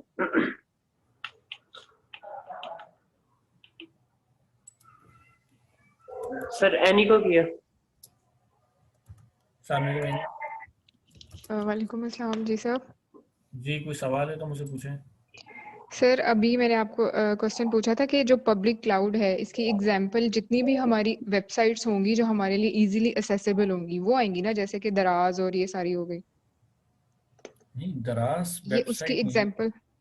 अच्छा, अगर मैं पब्लिक क्लाउड की बात करूँ ना, कि जो कि public cloud without any cost है, ठीक है, आप लोगों के लिए। सर जो मुझे सॉरी मैं इंटरप्ट कर रही हूँ, जो मुझे क्लियर हुआ है उसके हिसाब से पब्लिक क्लाउड वो बेसिकली एक कंप्यूटिंग सर्विस है जो ऑफर कर रही है थर्ड पार्टी और उसको हाँ, मेंटेन भी थर्ड पार्टी कर रही है, हाँ, बिल्कुल ऐसे ही कहा है मैंने। लेकिन यूज हम कर रहे हैं, ऐसा ही है ना? ऐसे ही है, तो लेकिन सर उसमें इसकी दो चीजें, या एग्जांपल। तो हम पे कर रहे हैं या हम फ्री यूज कर रहे हैं। अब इसकी दो एग्जांपल्स में इसमें मिसाल दे देता हूँ। जी सर। गूगल क्लासरूम है या गूगल, चलो गूगल ड्राइव है, जी सर। ठीक है। जो गूगल ड्राइव है वो बेसिकली पब्लिक क्लाउड है, जी लेकिन ठीक होगा। जो गूगल क्लाउड के ऊपर भी क्या कहना चाहिए, एक लिमिट है, जी सर। ठीक है। वो कितनी है आपको अंदाजा है? नहीं सर, उसकी मुझे लिमिट का अंदाजा नहीं है। अच्छा, अब होता बेसिकली ये है कि जो आपकी गूगल ड्राइव है उसमें आपको 15 GB जो है वो फ्री मिलती है इनिशियली, ठीक हर होगा एक सर, को मैं 15 GB मिल रही कर होती लेती है हूँ। अमूमन, अगर if I am not wrong. तो लेकिन अगर आपको 15 GB से ज़्यादा स्पेस चाहिए, ठीक है, तो जी फिर सर। आपको उसके पैसे पे करने पड़ रहे होते हैं। गूगल चलाने के भी हम फिर पे करेंगे अगर 15 से अबव नहीं, जा रहे हैं अब हम? आपने गूगल ड्राइव, आपने गूगल के ऊपर गूगल ड्राइव की सर्विसेज यूज़ कर रही हो ना। अब देखो, जी सर। आप जिसका गूगल का अकाउंट है सबको गूगल ड्राइव की सर्विसेज अवेलेबल है। अब ये जी उनका सर। क्लाउड है, पब्लिक क्लाउड है और सबको फ्री है। ठीक होगा। लेकिन अगर ठीक आपने, होगा सर। आप मेरी रिक्वायरमेंट फॉर एग्जाम्पल मेरी 15 GB की स्पेस पूरी हो गई है, तो अब मैं क्या करूंगा, मैं गूगल से कहूंगा भाई मुझे थोड़ी सी और स्पेस दे दो। अब यहाँ पे जब तक मेरी स्पेस 15 GB के अंदर है तो मैं फ्री पब्लिक क्लाउड के मॉडल पे हूँ। ठीक होगा सर। लेकिन जैसे ही मेरी रिक्वायरमेंट 15 GB से इंक्रीज कर गई, तो अब मुझे, मैं गूगल कहेगा जी अब आप मुझे पैसे पे करें। तो वो अब मेरी जो सब्सक्रिप्शन थी वो फ्री से पेड हो जाएगी, तो अब वो paid cloud sir, paid public cloud में चला जाऊंगा। कैटेगरी चेंज हो गई है। पहले ठीक था होगा। फ्री, पहले फ्री था। फ्री पब्लिक क्लाउड, अब है पेड सब्सक्रिप्शन पब्लिक क्लाउड, है पब्लिक ही। ठीक होगा। आपको तो नहीं पता ये जो जगह आपको 15 GB मिली हुई है, राइट, जिस मशीन पे मिली हुई है, वो जो हार्ड डिस्क है, क्या आपके ख्याल में वो हार्ड डिस्क सिर्फ आपके लिए इस्तेमाल हो रही है, मुझे बताएं। नहीं सर, सर एक्चुअली मैं कंफ्यूज यहाँ पे इस चीज से हो रही हूँ कि क्लाउड बेसिकली एक एक ऐसी चीज है जिसके ऊपर हम बैकअप ले रहे हैं, ऐसा ही है ना? नहीं, वो तो ये तो हम यूज कर रहे हैं ना इसको बैकअप के लिए। ये तो जी सर। आपका आप आपका इस्तेमाल है, लेकिन कंपनी का इस्तेमाल तो डिफरेंट भी हो सकता है। इसका और ये सर तो क्या यूज आपकी हो सकता है, जैसे देखिए, हम इसको? जी नादरा सर। है, नादरा के पास इतना डाटा है, नादरा कहता है कि भाई डाटा सेंटर मुझे जितनी जगह चाहिए इतनी तो मैं परचेज ही नहीं कर सकता, तो नादरा कहता है गूगल से कॉन्ट्रैक्ट कर लेता है, भाई तुम बजाय इसकी कि मैं हार्डवेयर पे कॉस्ट लगाऊं, 1 TB की हार्ड ड्राइव जो उसकी जो कॉस्ट है वो जो मैं खरीदूं, तो मैं कहता हूँ कि भाई आप जो है मुझे उसकी वो दे दें, क्या कहना चाहिए, सब्सक्रिप्शन दे दें। ठीक होगा। और सर अब जब हम हार्ड ड्राइव लेते हैं उसका एक टाइम लिमिट होता है कि मैक्सिमम हम उसको 4 to 5 months उस पर बैकअप रख रहे हैं, और आफ्टर 4 to 5 month वो जो है ना वो खत्म हो जाएगा, वैनिश होने के बाद न्यू आ रहा है। तो इसका भी कोई सेटअप होता है क्लाउड का, इस पे भी कोई लिमिटेशन है? नहीं, मैं सवाल दोबारा पूछूंगा। अगर हम, सर अभी जब हम कोई भी ड्राइव लेते हैं, जैसे हार्ड ड्राइव ले रहे हैं, ठीक है, उसकी एक टाइम लिमिट होती है ना सर, कि हम 2 month या 3 month, मतलब ये उसकी क्वालिटी पे डिपेंड कर रहा होता है। किस चीज़ का टाइम होता है, हम हार्ड डिस्क लेते हैं तो मतलब? अगर अगर से कि हम इसको यूज करें अपने बैकअप पर्पस के लिए, अच्छा, तो हमने क्या ठीक है, खरीदा? उसका उसकी क्लाउड। क्वालिटी पे डिपेंड करता है। हमने उसको 3 month वाला ले लिया, अब 3 month के बाद उसका जो पहले वाला डाटा है वो वैनिश होने के बाद दूसरा डाटा आ जाएगा। तो सेम अगर हम क्लाउड को भी उसी के तौर पे यूज करें हार्ड लेने के अलावा, मीन्स के अगर हम क्लाउड को यूज करें, तो क्या इसकी भी कोई टाइम लिमिट होगी कि मैक्सिमम इतना टाइम रहेगा? नहीं, मैक्सिमम टाइम नहीं है, वो तो आप बताएंगे ना जितने टाइम के लिए आपको चाहिए, मीन्स के वो अगर डिफाइन हम टाइम। ज्यादा टाइम के लिए भी इसको सेव रख रहे हैं तो वो इस पे सेव रहेगा आप डाटा? रखें, बिल्कुल रहेगा, बिल्कुल रहेगा। ठीक टाइम होगा, आप क्लियर डिफाइन होगा। नहीं करेंगे, टाइम तो आप, टाइम वो डिफाइन नहीं करेंगे, टाइम आप डिफाइन करेंगे। हाँ, अब वो जरूरी, वो कहते हैं कि जी आप जो है इतने चार्जेस, ये मुख्तलिफ पैकेजेस उन्होंने बनाए होंगे, ये पैकेज इतने टाइम का हो सकता है, वो वक्त टाइम ड्रिवन हो, टाइम बेस्ड हो, या वो हो सकता है कि स्टोरेज बेस्ड हो। अमूमन टाइम बेस्ड, या जैसा आप इंटरनेट कनेक्टिविटी लेते हैं तो वो 30 डेज का होता है, 30 डेज का पैकेज है 20 GB का, ठीक जी है। सर। अब आप चाहे, अब आप कहते हैं कि नहीं, कोई, अब वो कंपनी, ये जो बिजनेस मॉडल है ना, वो कहती है कि नहीं, आप अगर एक महीने में 20 GB कंज्यूम ही नहीं कर रहे तो आप कहते हैं इसका टाइम पीरियड बढ़ा दें। नो, वो कहेंगे नहीं, मंथली बेसिस के ऊपर सब्सक्रिप्शन है। तो ये डिपेंड करता है कि अब उनकी सब्सक्रिप्शन मॉडल्स क्या हैं, जी ठीक हो गया, सब ठीक क्लियर है हो ना। गया तो मुझे। इसी तरीके से बेसिकली ये गूगल ड्राइव है, ये जो मैंने आपको बताया। इसी तरह ड्रॉप बॉक्स है, बड़ा मशहूर है, या आप लिख लें कहीं आप लोग, ड्रॉप बॉक्स है। तो मुख्तलिफ ऑप्शंस हैं बेसिकली। इसी तरह अमेजोन की भी अपनी पास क्लाउड सर्विसेज हैं, ठीक हर एक होगा। की अपनी अपनी कॉस्ट है। एक कंपनी बड़ी मशहूर, उसका नाम है मीडिया फायर, या आई क्लाउड। तो ये बेसिकली आई क्लाउड का पता है। ये, तो ये मुख्तलिफ क्या है, ये मुख्तलिफ कंपनीज हैं जो कि आपको सर्विसेज दे रही होती हैं, ठीक है। ठीक हो गया, तो क्लियर अब हो गया आप सर। डिपेंड करता है कि आप किस कंपनी से सर्विसेज ले रही हैं बेसिकली, ठीक हो गया सर, थैंक यू। ठीक है। अच्छा, और सर कल आपसे एक स्टूडेंट ने मतलब पूछा था कि अगर हम भी इसी लाइन में जाना चाह रहे हैं, से लाइक मैं अगर ऑडिट वाले साइड पर ही आना चाह रही हूँ आईटी, तो उसके बारे में आप थोड़ा सा हमें गाइड करेंगे ना, जी जी बिल्कुल करूँगा, बिल्कुल करूँगा। इस आईसीएमए से हट के अगर कोई शॉर्ट कोर्सेज हैं या कुछ भी तो। नहीं, शॉर्ट कोर्स नहीं है, बाकायदा प्रोफेशनल सर्टिफिकेशन है, मैंने आपको बताया भी था। ISO 27001 है, तो बाकायदा है उसका। मैं आगे चल के उसको डिटेल भी बताऊंगा। और सर अगर इससे रिलेटेड कोई अभी जैसे हम लोग बुक्स वगैरह सेल्फ स्टडी कर रहे हैं कुछ, तो उसमें उसका हाँ भी बता दीजिएगा प्लीज। ठीक है, ओके। सीजा एक है, CISA इसके नाम से बुक वो है, मैंने सीजा। सेव किया हुआ है, वो हाँ, मैंने देख तो लिया हुआ है। वो एक, ये बस मोस्ट ऑथेंटिक बुक है इसके हवाले से, ओके हो गया सर, थैंक यू। ठीक है। ऑल चलो, क्लियर सर। ओके। और वो आर्टिकल आपने पढ़ा? जी सर, पढ़ा उसको। क्या समझ आया उसमें?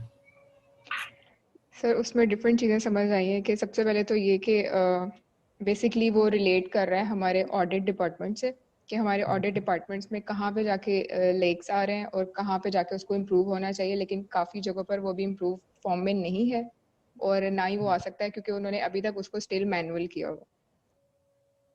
अच्छा ठीक सर, है। एक फॉर्म उसमें यूज़ हो रही है बहुत ज़्यादा, जिसे बोला हुआ है उन्होंने ऑडिट लॉग।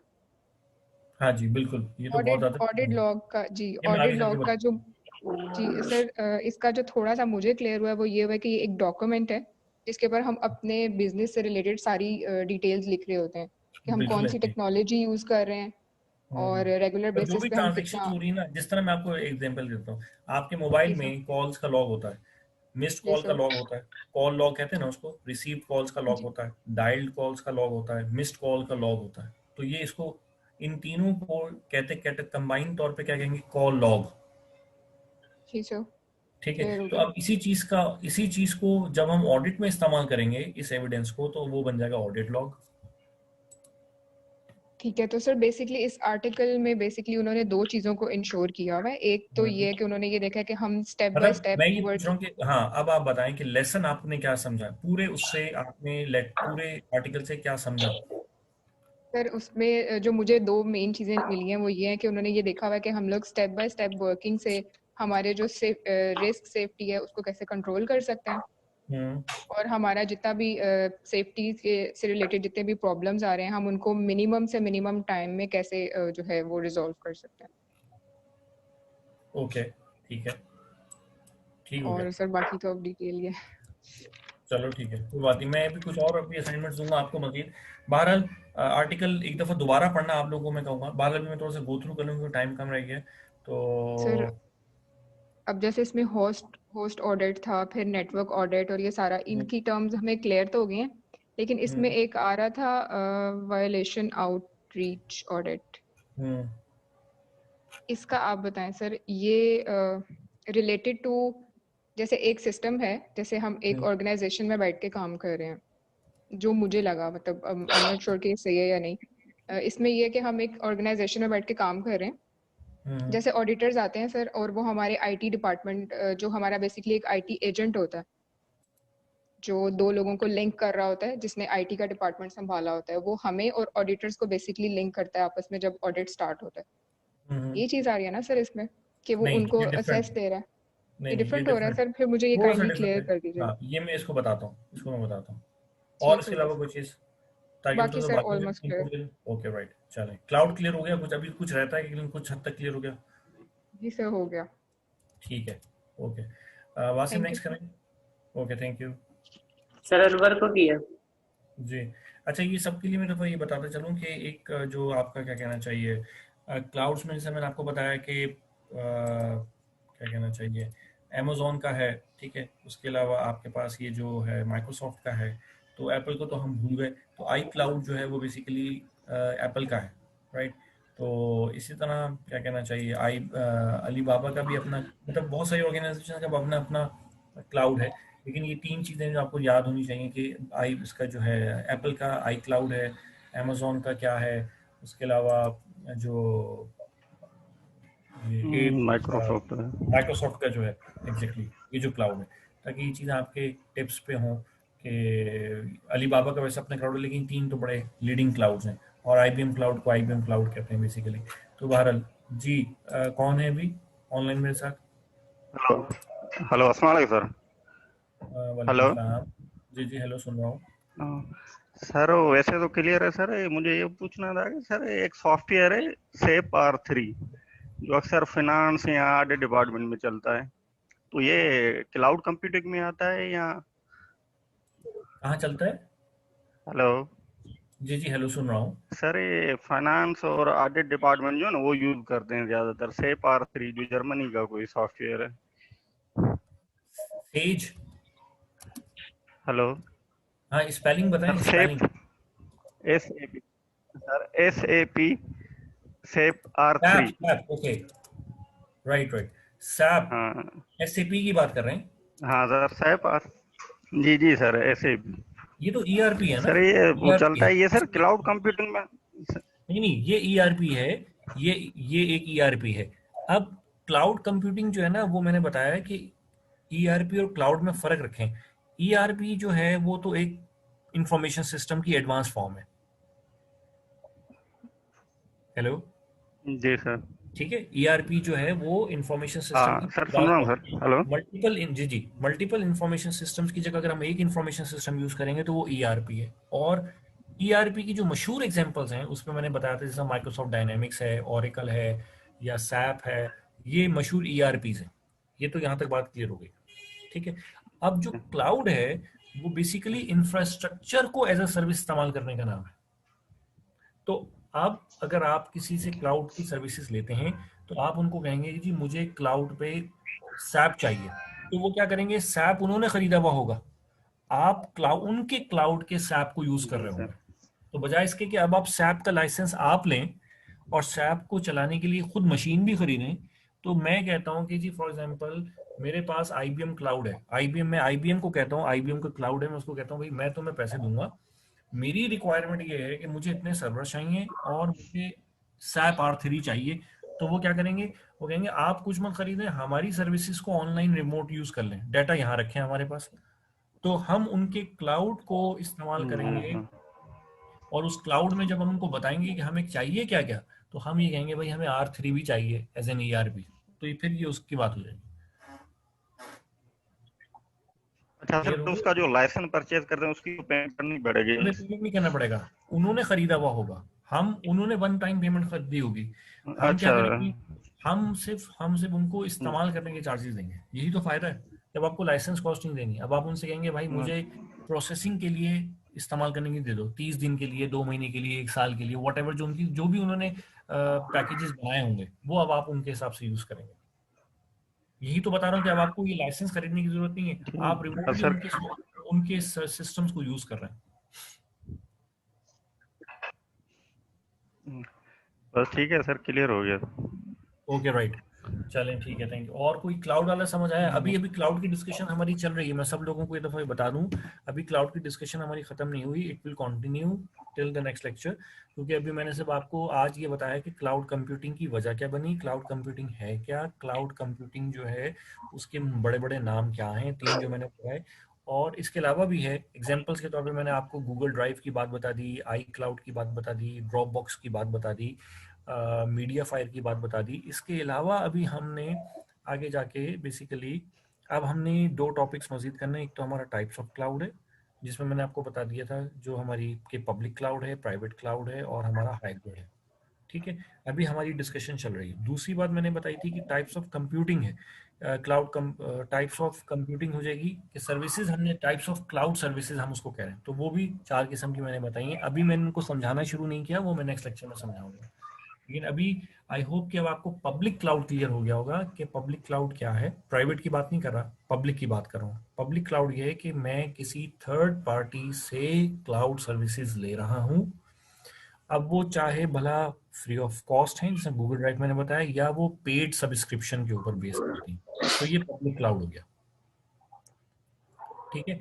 प्राइवेट क्लाउड के 2-3 वेरिएंट्स हैं, एक वेरिएंट मैंने बताया कि प्राइवेट क्लाउड ये है कि आप किसी थर्ड पार्टी से क्लाउड ले रहे हैं, लेकिन उसको पाबंद कर रहे हैं कि ये जो क्लाउड मैं यूज कर रहा हूं, ये क्लाउड किसी और को तुम नहीं दोगे, वो क्लाउड डेडिकेटेडली आपका होगा। Cloud is the pool of sources. ठीक है, क्लाउड हम क्या कहते हैं? हम कह देते हैं क्लाउड क्या है? बादल का टुकड़ा है जिसमें बहुत ज्यादा रिसोर्सेज हैं। तो मैं कहता हूं कि भाई, अगर मैं ये कह दूं, ये मैं मतलब ये कहूं कि जी ये जो बादल का टुकड़ा है, इससे बारिश सिर्फ मेरे घर पे बरसेगी, कहीं और नहीं बरसेगी, ये प्राइवेट क्लाउड हो जाएगा। अब क्लाउड को तो हम पाबंद नहीं कर सकते ना। तो पब्लिक क्लाउड क्या है कि आप एक क्लाउड ले रहे हैं थर्ड पार्टी से, वो क्लाउड किसी और को भी, वो कंपनी उस क्लाउड से किसी और को भी सर्विसेज दे रही है। लेकिन प्राइवेट क्लाउड क्या है कि आप एक थर्ड पार्टी से क्लाउड ले रहे हैं और उसको पाबंद कर रहे हैं कि ये सिर्फ मेरे लिए डेडिकेटेड होगा, किसी और को तुम इस क्लाउड से सर्विसेज नहीं दोगे। राइट। और एक और बात ये भी हो सकती है कि आप कहेंगे भाई वो क्लाउड ही खरीद लें, आप वो इंटरनली आपने खुद ही ओन कर लिया, तो it could be privately owned, it could be owned by third party. But the private cloud mean कि जो क्लाउड आप इस्तेमाल कर रहे हैं, वो क्लाउड, उस क्लाउड के अंदर जो रिसोर्सेज हैं वो किसी और को सर्विसेज देने के लिए इस्तेमाल नहीं होंगे। I hope it is clear now, it should be clear now. अभी कौन है मेरे साथ ऑनलाइन? हेलो बासिम। जी सर, फरूक है। Okay Farooq, next name Basim. Sir Hafiz. Sir जी सर मुझे एक ये चीज ये कंफर्म करनी है, जैसे आपने एक हमें बताया था इंट्रानेट एक्स्ट्रानेट और फिर उसका एक अल्टरनेट यूज वीपीएन बताया था, जिसमें हमने अपना एक प्राइवेट चैनल बिल्कुल जो है ना प्राइवेट मुख्तस क्लाउड, किया था। बिल्कुल बिल्कुल हम उसी तरह जा रहे हैं अभी। मतलब है बिल्कुल एक क्लाउड है, लेकिन एक चैनल हम हाँ अपने वो करते हैं, मुख्तस करते हैं हाँ, कि इसमें सिर्फ तो हमारे ट्रैफिक होगा। वीपीएन में यही कॉन्सेप्ट है ना कि खुद मत खरीदो, एक हम्म, डेडिकेट कर लो। ठीक है, किसी का बिल्कुल। इंफ्रास्ट्रक्चर तो बेसिकली उसी, लेकिन उसमें क्या है, वीपीएन में सिर्फ क्या है, वीपीएन में आप सिर्फ एक चीज यूज कर रहे हैं, वो है बैंडविड्थ। जी ठीक है, VPN is all about bandwidth. उसमें ना कंप्यूटिंग रिसोर्सेज हैं, ना स्टोरेज है, ना उसमें प्रोसेसिंग रिसोर्सेज हैं। यहाँ पे क्या है, हर तरह का रिसोर्स है, ऑपरेटिंग सिस्टम है, इंफॉर्मेशन सिस्टम्स हैं, डेटाबेसेस हैं, सॉफ्टवेयर्स हैं, ईआरपीज हैं, इंफॉर्मेशन सिस्टम्स, ऑडिट के टूल्स हैं, अकाउंटिंग की टेक्नोलॉजी है, each and everything, every software and hardware technology यहाँ पर है। तो क्लाउड कॉन्सेप्ट इज वही है। कॉन्सेप्ट हुई है। फर्क क्या कर रहे हैं, हम कह रहे हैं भाई हम नहीं बना रहे, हम नहीं खरीद रहे, लेकिन तुम डेडिकेशन का लफ्ज आ जाएगा, एक्सक्लूसिवनेस आ जाएगी यहाँ पे। Private cloud is all about exclusiveness, only for me. सही।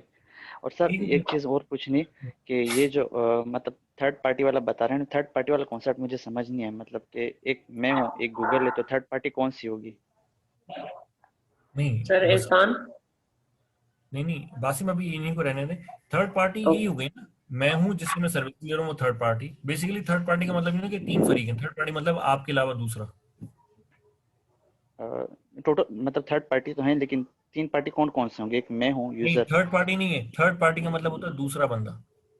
दूसरा बंदा, अच्छा सही। हाँ, मतलब जैसे ठीक। थर्ड पार्टी ऑडिट होता है, तो थर्ड पार्टी ऑडिट का मतलब क्या होता है? थर्ड पार्टी ऑडिट का मतलब होता है आप किसी ऑडिट फर्म को बुला के अपना ऑडिट करवा रहे होते हैं।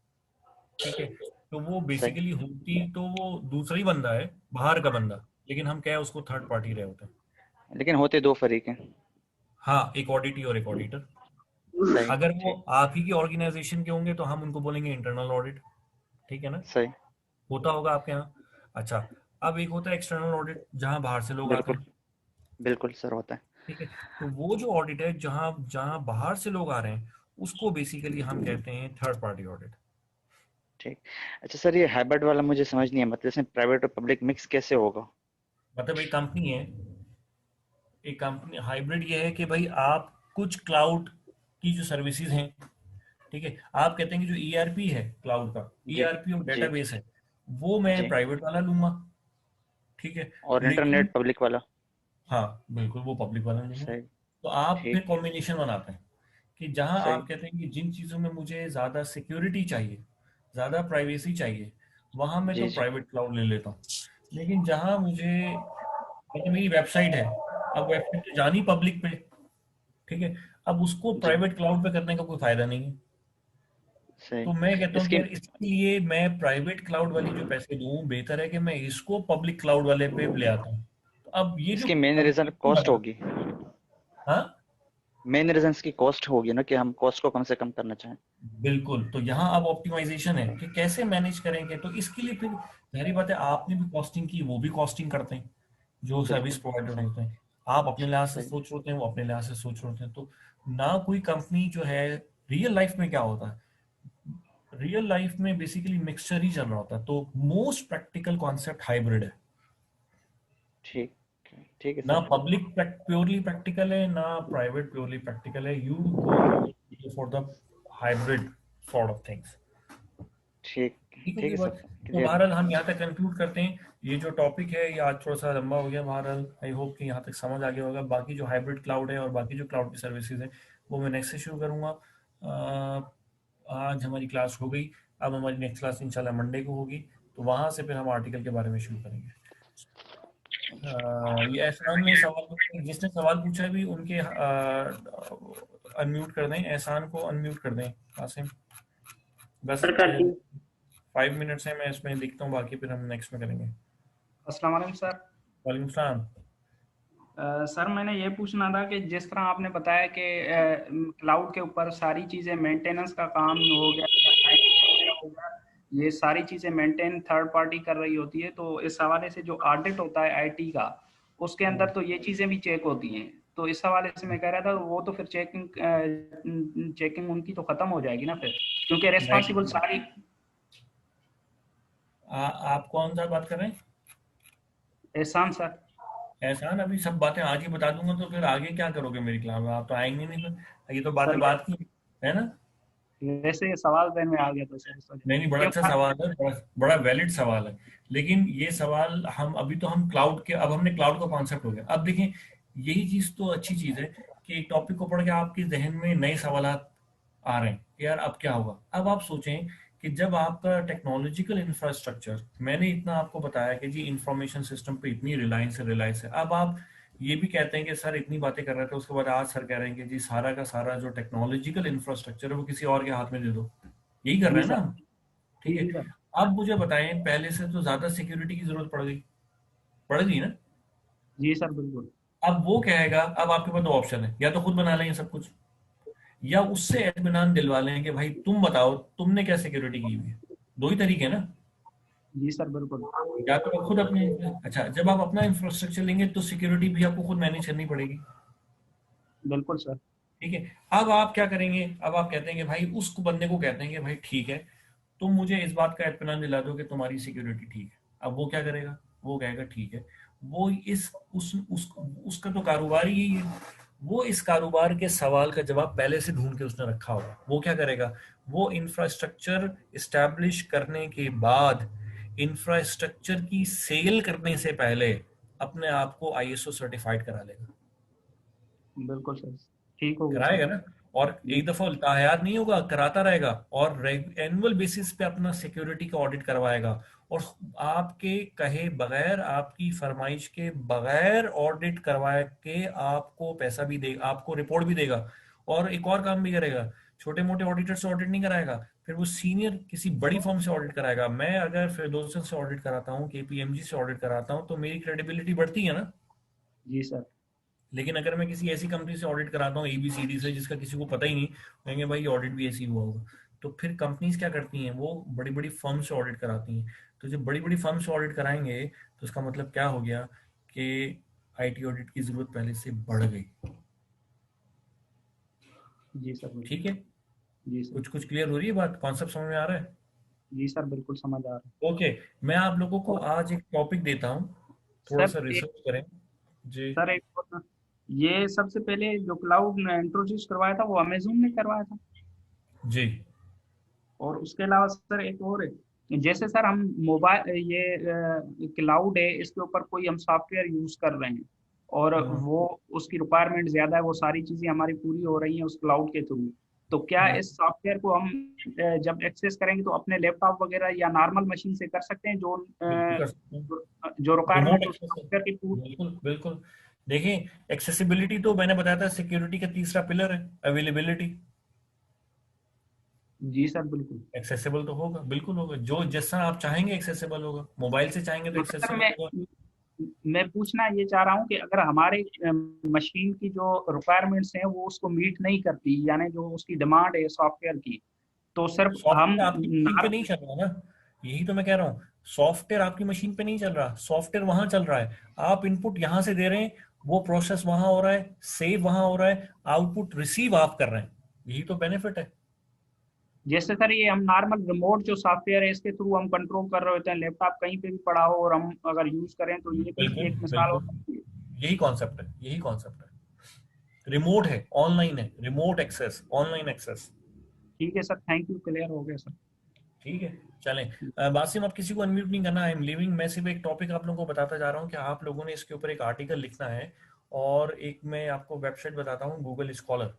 गूगल स्कॉलर आप सर्च करेंगे, उसके ऊपर आप मुख्तलिफ चीज़ों को सर्च करेंगे तो आपको चीज़ें मिलेंगी। उस पर साल ईयर भी दिया होगा। तो बहरहाल मैं नेक्स्ट लेक्चर में उसको बता भी दूंगा। आपने करना क्या है, मैं यहाँ पे स्क्रीन शेयर करके आपको देखो डेमोन्स्ट्रेशन दे देता हूँ थोड़ा सा।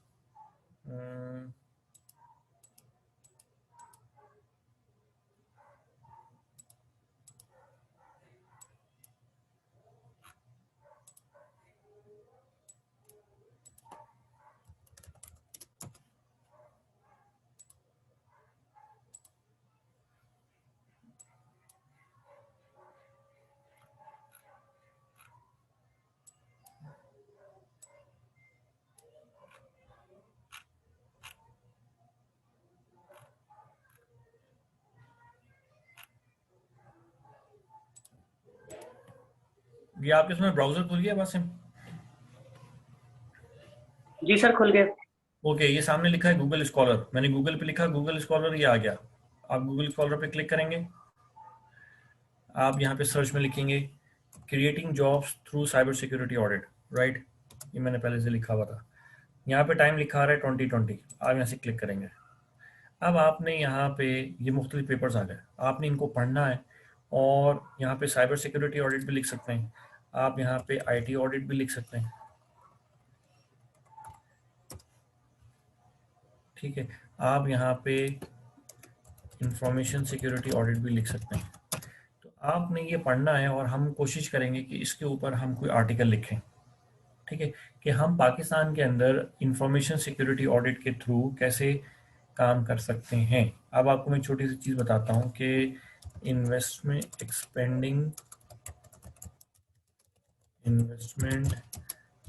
Through information security audit. अब ये देखें, enhancing investment through cyber security policies, case of Albania, right. Albania एक मुल्क है, उन्होंने इससे इन्वेस्टमेंट इनहांस की। आपने पढ़ना है और फिर मुझे नेक्स्ट लेक्चर में ये बताना है कि इससे ऊपर हम कोई आर्टिकल लिखें। जो ज़्यादा इंटरेस्टेड होगा, मैं आर्टिकल लिखवाऊंगा, उसको फिर मैं पब्लिश कराऊंगा किसी इंटरनेशनल कॉन्फ्रेंस के अंदर, जो मेरे साथ साथ काम करता रहेगा। ठीक है, बाकी इंशाल्लाह फिर हम नेक्स्ट लेक्चर में पढ़ेंगे। Thank you very much. Okay Basim, Allah हाफिज़। अल्लाह हाफिज सर।